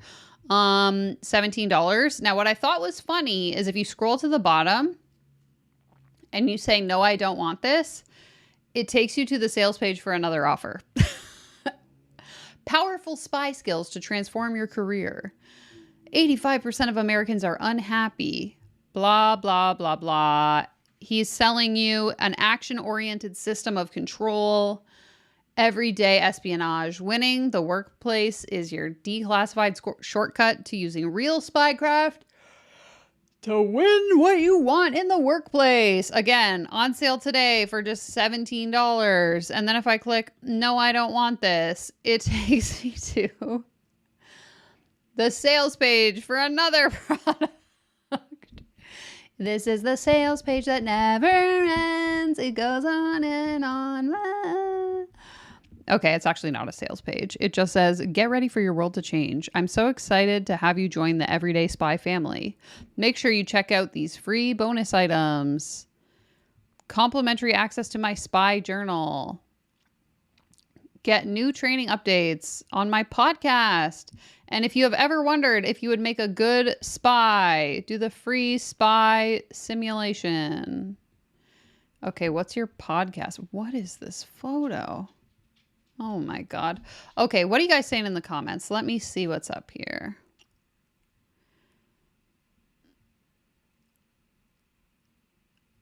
Aren't spies meant to have secret identities? I asked that question at the beginning. I'm not sure. I don't know how the CIA works, but I imagine you're not supposed to like leverage it to sell online courses once you're out. But what do I know? I'm just a girl. This guy really knows how to spew nonsense. So true. So true. He's ex-CIA for a reason, which becomes more apparent by the sentence. No kidding. What are the terms and conditions on getting the refund? Let's have a look. Great question. Great question. Okay. Terms and conditions. Well, refund is not in the terms and conditions. Blah, blah, blah, blah, blah. Safeguards, data breach. Okay, nothing in the terms and conditions about the actual product, which is red flag in itself. He probably got ChatGPT to write these for him. He's playing on your behaviorism, Danielle. Don't fall for it. Too late. He was just fishing and he got a sucker. And it's me. I'm the sucker. Selma, it's your fucking fault. So why don't you go yell at yourself for taking this long? I needed that reminder. I'm going to go yell at myself. I'll BRB. My world has changed through watching this. I miss the person who I was before the stream started. We are all that much poorer having made it this far. Let's check out his podcast. You know, why not? Is the podcast the thing we just watched? Okay, no, this is different. Is it? Is it different? It is. Okay, how long are these episodes? Okay. Let's see what we got here. Lots of manipulation, blah, blah, blah. Let's see if I search on his channel. Maybe he'll give us some more secrets to getting rich. That's really why we're here. Okay. Wealthy people don't let anyone take their money. Okay, tell me more. Wealthy people, they don't like paying taxes. They want to conserve their money and direct their money so that they control it. Because the one thing that they have in common is that none of them trust the federal government to manage their money better than they can. But once you step outside of the millionaire circle, your average citizen absolutely believes that the federal government can manage money better than they can, which is why your average person doesn't donate to charity, because they're like, why should I donate to charity? Federal government's gonna fix all the social problems anyways. Whereas the people who like make $300,000 a year, they do not let anybody take their money. Wait, so is he saying people that make $300,000 a year are considered the wealthy people? Again, this comes back to like a very skewed perspective of like what is wealthy. And that's not to say like, oh, making $300,000 a year isn't that much money. I'm just saying like, to me, I wouldn't consider that to be like the ultra wealthy people. That's just like a average software developer. Also, the fact, I want to Google this. Which income bracket donates the most to charity? Because he said regular people don't donate to charity, which I don't think is true. But maybe I'm wrong. Yes, okay. Exactly. Okay. Sorry, I'm going to share my screen again. Now, this is an AI summary, so like, how true is it? I don't know. Higher income households donate the most in terms of dollar amount, but lower and middle income households are the most generous as a percentage of their overall income. Exactly. Because if I only make 50 grand a year and I donate $5,000 to charity, that's 10% of my income. But if I'm a multi-quadrillionaire and I only donate $5,000 to charity, that's not very generous of me at all, is it? So who's really trusting the charities with their income? I would guess proportionately lower income people. We need actual definitions. What would be the 1%? I would love to hear what he thinks is the 1%, because apparently he considers people who make $300,000 a year to be ultra wealthy. So I'm a little bit confused. Okay.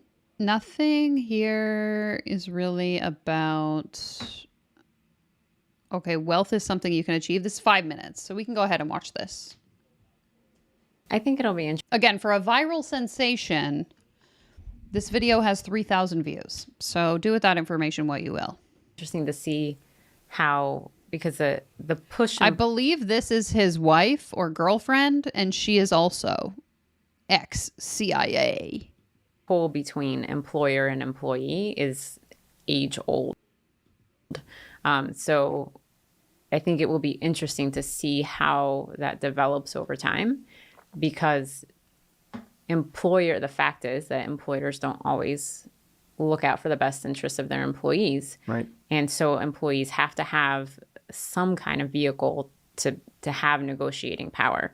And unions, kind of collective bargaining, have been the most powerful tool, I think, to date. But there must be other ways, and we'll just have to see what comes out. Yeah, I totally agree. And the future is unknown in this area. But in terms of like my own self-discovery, because when I hear about the strikes and when I see how it impacts our business, there's a part of me that gets defensive, and there's a part of me that's like, these unions are terrible. My mom is a nurse. Yeah. She hates nursing unions, right? We've had plenty of friends who are teachers who hate teaching unions. Yeah. Because like the union makes it so that it's not about the service they're providing. It's not about maximizing patient health or maximizing student learning. It's about maximizing your own benefits as a teacher, which is not what you're supposed to be focused on. You're supposed to be focused on maximizing what you do for the community. And one of the downsides to a union is it's made up of people who are really hard-charging hard workers and some people who are just along for the ride who don't help anybody else. Dues are dues. Right. Right? So you got, and according to the 80-20. Okay, what does this have to do with wealth, though? I have many thoughts on unions, but that's not going to make me rich. Thank you so much, Amy. Amy donated $2 through Super Chat and says, donation to Bubba's Barber Fund. Bubba recently got a haircut, and let me tell you, he's looking awfully cute these days. And to this, I want to remind you all of this fact. You can buy status by just like spending money to be around these people and then just being a cool person. The real way to get rich is to spend money to hang around rich people. And if you go hang out around those rich people and you get some bad vibes, don't worry, because... Now, easy, you can just learn how to clear them off and be literally fine. You can just clear them off and be literally fine. So don't even worry. Thank you so much, Amy. And I have one more piece of advice for you. Either get there or die trying, but damn sure don't be average. Don't be average, because average is for poor, broke losers. 20 rule that we espouse in so much else, 80% of the population in the union are going to be lazy. 20% are going to be hard charging. Yeah. The union benefits the 20%, but it also benefits the 80%. Yeah. And then the 80% give the 20% a bad reputation. Right. So even the people in a union don't often like their union. Like, it's really amazing to me how it all plays out, because I don't live inside of a union, so I don't understand it. But I will say that... Exactly. You don't live in a union, so why are you speaking as if you know anything about unions and how people feel about them? That I am kind of surprised in my own reflection and my own self-discovery that I do see the net benefit of a union right now. Yeah. Because as much as I hate to say it, like, wealthy people and all the millionaires and billionaires that we've hung out with, they don't like paying taxes. Right. Oh, you're regularly hanging out with billionaires? Please name them. They have no problem paying taxes, but they want to conserve their money and direct their money so that they control it. Because the one thing that they have in common is that none of them trust the federal government to manage their money better than they can. Yeah. But once you step outside of the millionaire circle, your average citizen absolutely believes that the federal government can manage money better than they can, which is why your average person doesn't donate to charity, because they're like, why should I donate to charity? Federal government's going to fix all the social problems anyways. Right? Again, this is what pisses me off about all of these like self-help gurus is they take their own personal belief and then they state it as fact. So he has this preconceived notion about how regular working class citizens feel about unions, and he's stating it as a fact. People in the union, 80% of people in unions hate the union. They don't see a use for it. Then he has this idea that like regular people don't donate to charity. Oh, well, people don't donate to charity because they think it's the government's responsibility. Okay, but we looked up the statistics and that's not true. So it's like you have a thought and a belief and then you just state it as fact without actually looking into it. I don't know. There's just like something so bizarre to me about having an opinion, and then rather than like being curious and looking up whether or not your opinion aligns with what the statistics show, rather than doing that, you just like state your opinion as fact. I don't like it. Right? Yeah. Why should I give to cancer? Federal government subsidizing it. Why should I help farmers? Federal government's going to subsidize it, right? So there's a level of responsibility there that makes it. Yeah, he's winging it as he goes, but then he's stating it as if it's true. Like, at least if I'm on stream and I'm like, I don't think that's true, I'll look it up and see if I'm wrong. Like, I don't know. I don't want to be stating stuff as fact if I don't know if it's true or not. Or just say it's your opinion. I think most poor people don't donate to charity. Say it like that versus poor people don't donate to charity. You don't know that that's true. Why are you saying it like that? So that when you are making up to $120,000 a year and you're getting taxed at 22%, it hurts, but you still do it. Right. Whereas the people who like make $300,000 a year, they do not let anybody take their money. Yeah. It's crazy. Yeah. Again, based on what? Who do you know? Who makes $300,000 a year that you say isn't letting anyone take their money. Because I don't believe that's true. Do I know it's not true? No. But I'm not stating this as a fact. I'm saying that that sounds highly suspicious to me, in my opinion, that that statement is true. I think it's false. Yeah. Well, they don't use the same benefits either. I would say your average worker actually. Yeah, William says, but he's a former spy. And I think, again, that's the problem, is he's leveraging the authority of being a former CIA agent and then making it so that anything he states as fact won't be questioned because I'm a former CIA spy. So obviously what I say is true because I'm all knowing. Like, nah, you're just a dude with a podcast mic and you don't know shit.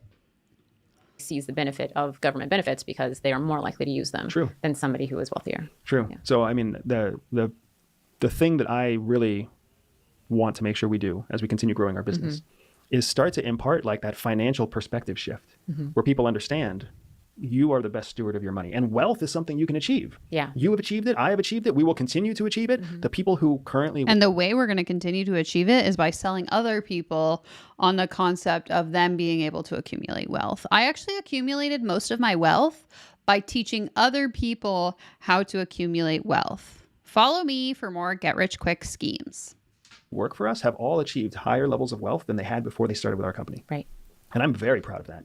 That is something that as we continue hiring people, I don't want to make employees.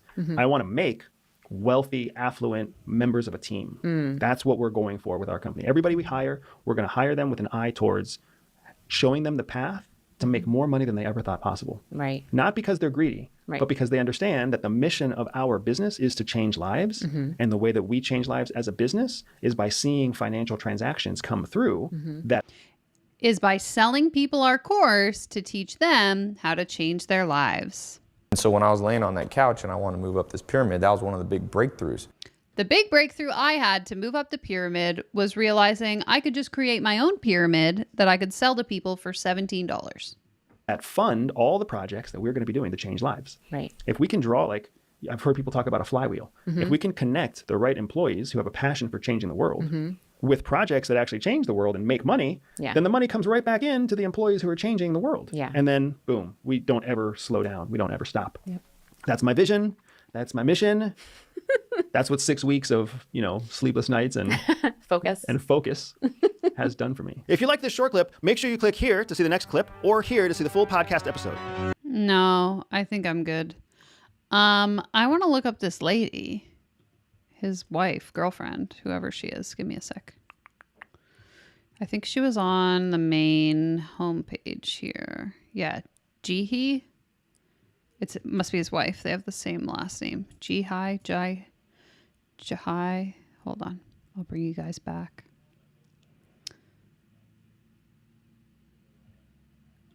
Former clandestine CIA targeting officer. Whoops. Wrong button. Okay, they had a whole Reddit thread where they posted, "We are ex-CIA officers. We met, married, and had our first child while serving undercover.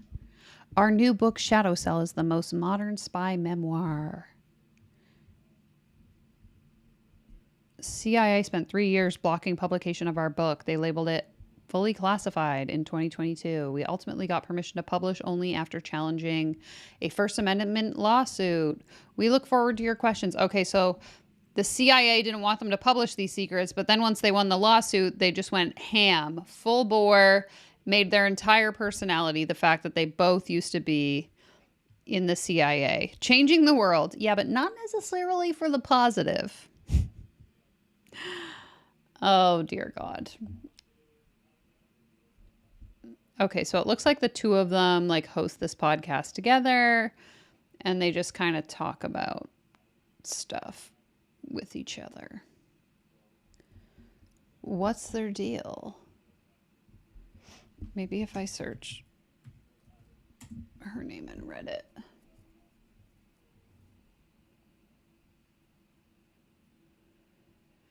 I tried to look up some stuff before the stream, but there's nothing really good. There's some people being confused, like I was saying about, their experience, how they're leveraging it. Some people are accusing him of it being a lie. There's something off about him. He was a panel guest on Piers Morgan and spent the first 10 minutes staring into the camera motionless. Maybe he's a CIA robot.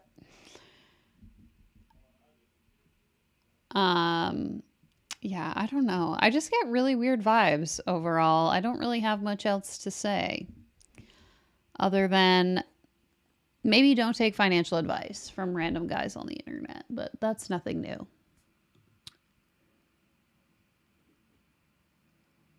I want to read their lawsuit and read the judge's opinion. Yeah, like where can I access that? If I search the name and lawsuit.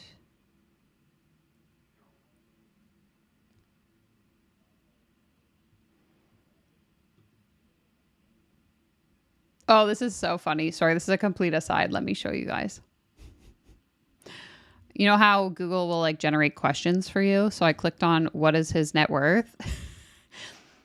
Although his exact net worth is not publicly disclosed, estimates and his own statements point to a figure around $2 million. This is why he said you only learn the secrets once you make $2 million. Because he knows from personal experience making $2 million that that's when all the secrets of the world get unlocked. Are there any reviews of the product course he's selling online? I haven't been able to find any. If you guys want to give me a second, I can see. What's it called? Get Rich Quick? I know that's not what it was called. It was called High Income Crash Course. Okay.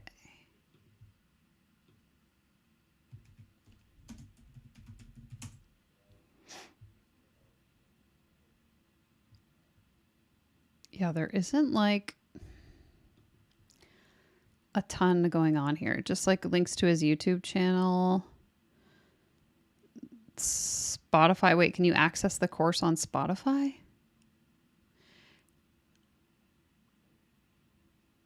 Currently, the course is print on demand. Welcome to my page. Oh. If you are interested in this book. No. Okay. Read customer reviews of Everyday Spy. Okay, here we go. We got 5 reviews on Trustpilot of the business in general. Number 1, this review came from January of this year, so about 5 months ago. The target audience are what we call people in need. You don't say. Seems cults, sales, etc. also use this tactic to sell and upsell people that are in need and have a desire to learn. What have I been telling you all for the last 3-4 years? These companies and people target those who are vulnerable. They target people who are desperate to find a solution for the problem that they're facing, whether they want, what did he say at the beginning? More money, better health, better relationships, and then they package it up for you as this perfect solution so that you'll buy their bullshit. Alleged bullshit, in my opinion. I ordered what I thought was access to an ebook, not knowing it was a book. I hope it's a book. The information is very vague into what I ordered and didn't seem to have a description. Very cringe and misleading. I'm glad I used a prepaid card. Okay, so it sounds more like this guy didn't really know what he was buying and then was disappointed with what he got. Okay, next review was 3 days before that. It said, I ordered this as a Christmas gift for my husband. I could not access the website. Then I decided to cancel before the 30 days. I never received an answer back. I contacted my bank to review the purchase and request a refund due to never receiving the product. Please don't order this product. I have emailed the company several times and I wish I would have read the reviews. Okay, 1-star review from December of last year. Cringe marketing. I saw a few podcast appearances and thought this might be interesting. I was very wrong. It's total cringe mindset nonsense that targets dorks and low IQ, tries to make you feel special by identifying your unique spy capabilities. It's embarrassing garbage for babies. I'm sorry, that's like the funniest review I've ever read.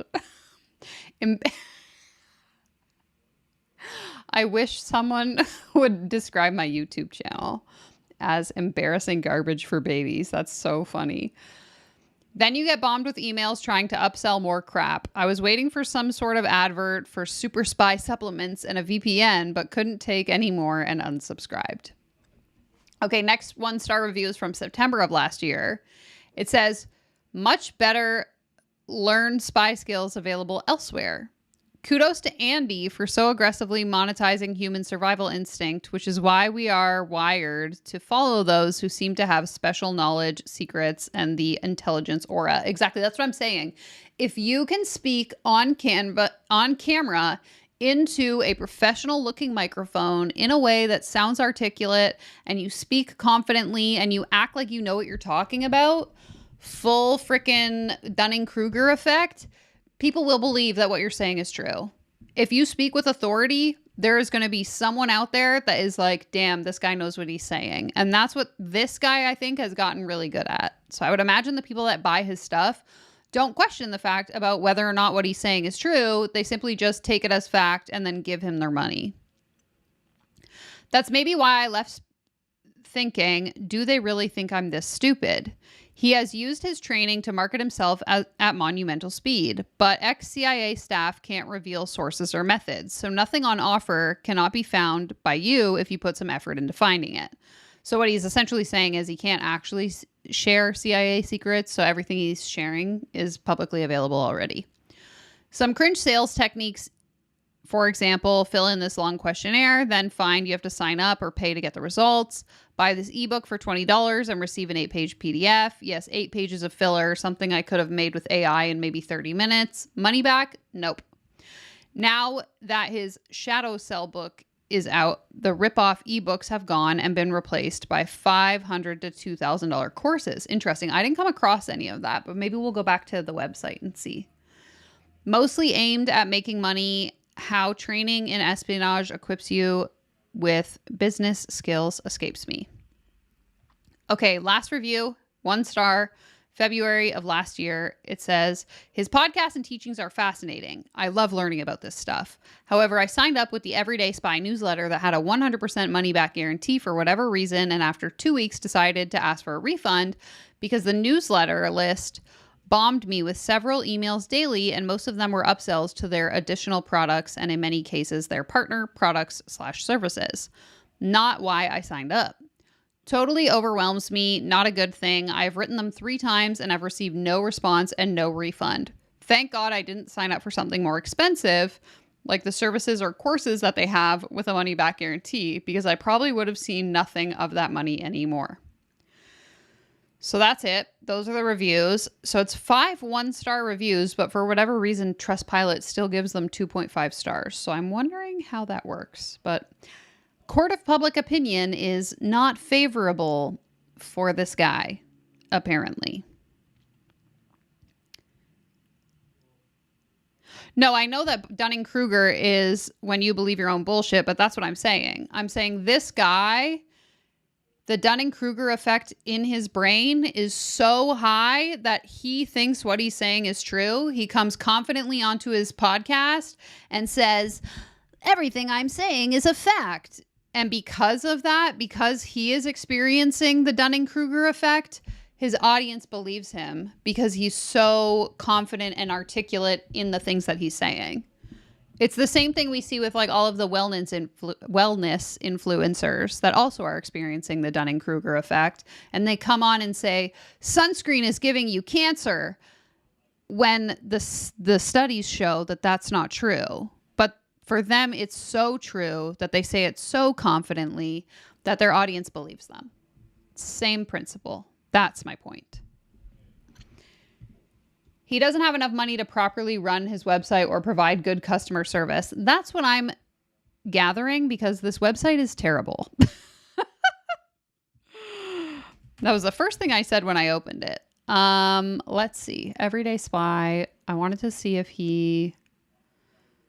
Okay, so in his shop, he's got like a ton of different bundles and whatever. Then there's this thing that's $1,000, Skunk Works Recruit, which is advanced spy training. Guy, again, knowing that you can't give out CIA secrets, You're now training people as a spy, even though you can't train them with the stuff you learned to become a spy. Yeah, LARPing as a spy. Exactly. That's the vibe I'm getting. Most training programs give you content and hope you figure it out. We're giving you dedicated intelligence professionals who help you learn. Oh, this is so ridiculous. You can choose your training level and get trained as a spy. Okay, guys, just like the life coaching certifications you can buy from any random lady on the internet, don't buy a spy certification from some random guy on the internet. What are you going to do with this? You get certified as a spy by this random dude, then what? Someone going to hire you as a spy? I don't think so. I don't think so. Okay, so that's $1,000. This one is $1,200. It is a simple, powerful spy defense system that works for adults and children of any fitness level. It's a video course that will teach you real life spy moves. Okay. Guys, this is like, it's starting to feel not real. Are there actually people buying this stuff? The Yellow Brick Road. What you will master. The spy mindset. Daily power system. Controlling conversations. Winning the workplace. Shadow lessons. So it's like mindset stuff. It's like the new version of life coaching under the theme of being a spy. This feels like it's targeted at children. I'm still trying to reconcile, what does knowing about spy stuff have to do with business or anything else in life? That's what I'm saying. It feels so childish to me. Like, I would have slightly more respect for him if he was just like a life coach. Former CIA spy turned life coach versus packaging what appears to be the same kind of life coaching, mindset coaching, nonsensical BS we've seen a million times on this channel under the theme of being a spy. That's the part that I can't really seem to wrap my head around. Yeah, you're going to find 10 of your friends to become spies who will find 10 of their friends to do the same. We're starting a spy pyramid scheme never before seen until this channel. So write that down. Mark it as a date in history. June 22nd, the day we built the one and only spy pyramid scheme. Just when you thought that this profession might be safe, it's not. No one is safe. There is not a single reality where anyone has bought the Yellow Brick Road. This isn't real life. If you're watching this video and you have purchased the Yellow Brick Road, call me, please. I want to talk to you. Oh, God. I hate it. I hate it here. Okay, so that's the shop. Those are all like the passive income offers you can buy, his online courses. He also offers corporate solutions. Everyday Spy transforms CIA training into real world business advantages. So this is where he does like speaking opportunities, I guess. I'm not really sure. And he has different experts. So him and his wife, who are former CIA, they have a health and performance expert, a military intelligence officer, and then a private intelligence expert. So he can do in-person keynotes, virtual keynotes, workshops, international events, etc. Can't watch this because apparently you need a Vimeo account to watch his video. One-on-one coaching, 1-to-few coaching, in-person exclusive coaching, virtual coaching, hourly/daily coaching, and team exercises. So he can do all sorts of things: risk mitigation, pattern of life, regional travel preparedness, physical and digital security, dark web, threat reduction. You name it, I can do it for you. What services do you offer? Any service. I'm amazing. Hire me. Okay, guys. This actually lasted way longer than I thought it would. I did not know there was going to be this much content to look at. Harrison says, you know, the A in CIA is basically a pyramid hiding in plain sight. It's not a pyramid scheme. It's not even a scheme per se. It's not even a scheme per se. All you got to do is become a spy and then recruit 10 of your closest friends to also become a spy so they can recruit 10 of their closest friends to also become a spy. I don't know what part of that you think is a pyramid scheme, but you're wrong. If I want to learn research and analysis skills, I'll just go get a master's or a PhD. Even an undergrad. I mean, hi Dios, this is just, it's too much. Demasiado for me. Okay. All right, friends, I'm going to wrap it up here. I got nothing else to say. I hope you had fun. I know I didn't. But maybe next week we'll finally learn how to get rich. Or the week after next, I suppose. Actually, I think I'm away the week after next, so maybe I will. You know what? You heard it here first. I'm going to live stream next week because I'm away for 2 weeks after that. So mark your calendars. I'll see you there. Take care, comb your hair. And that's all I got to say.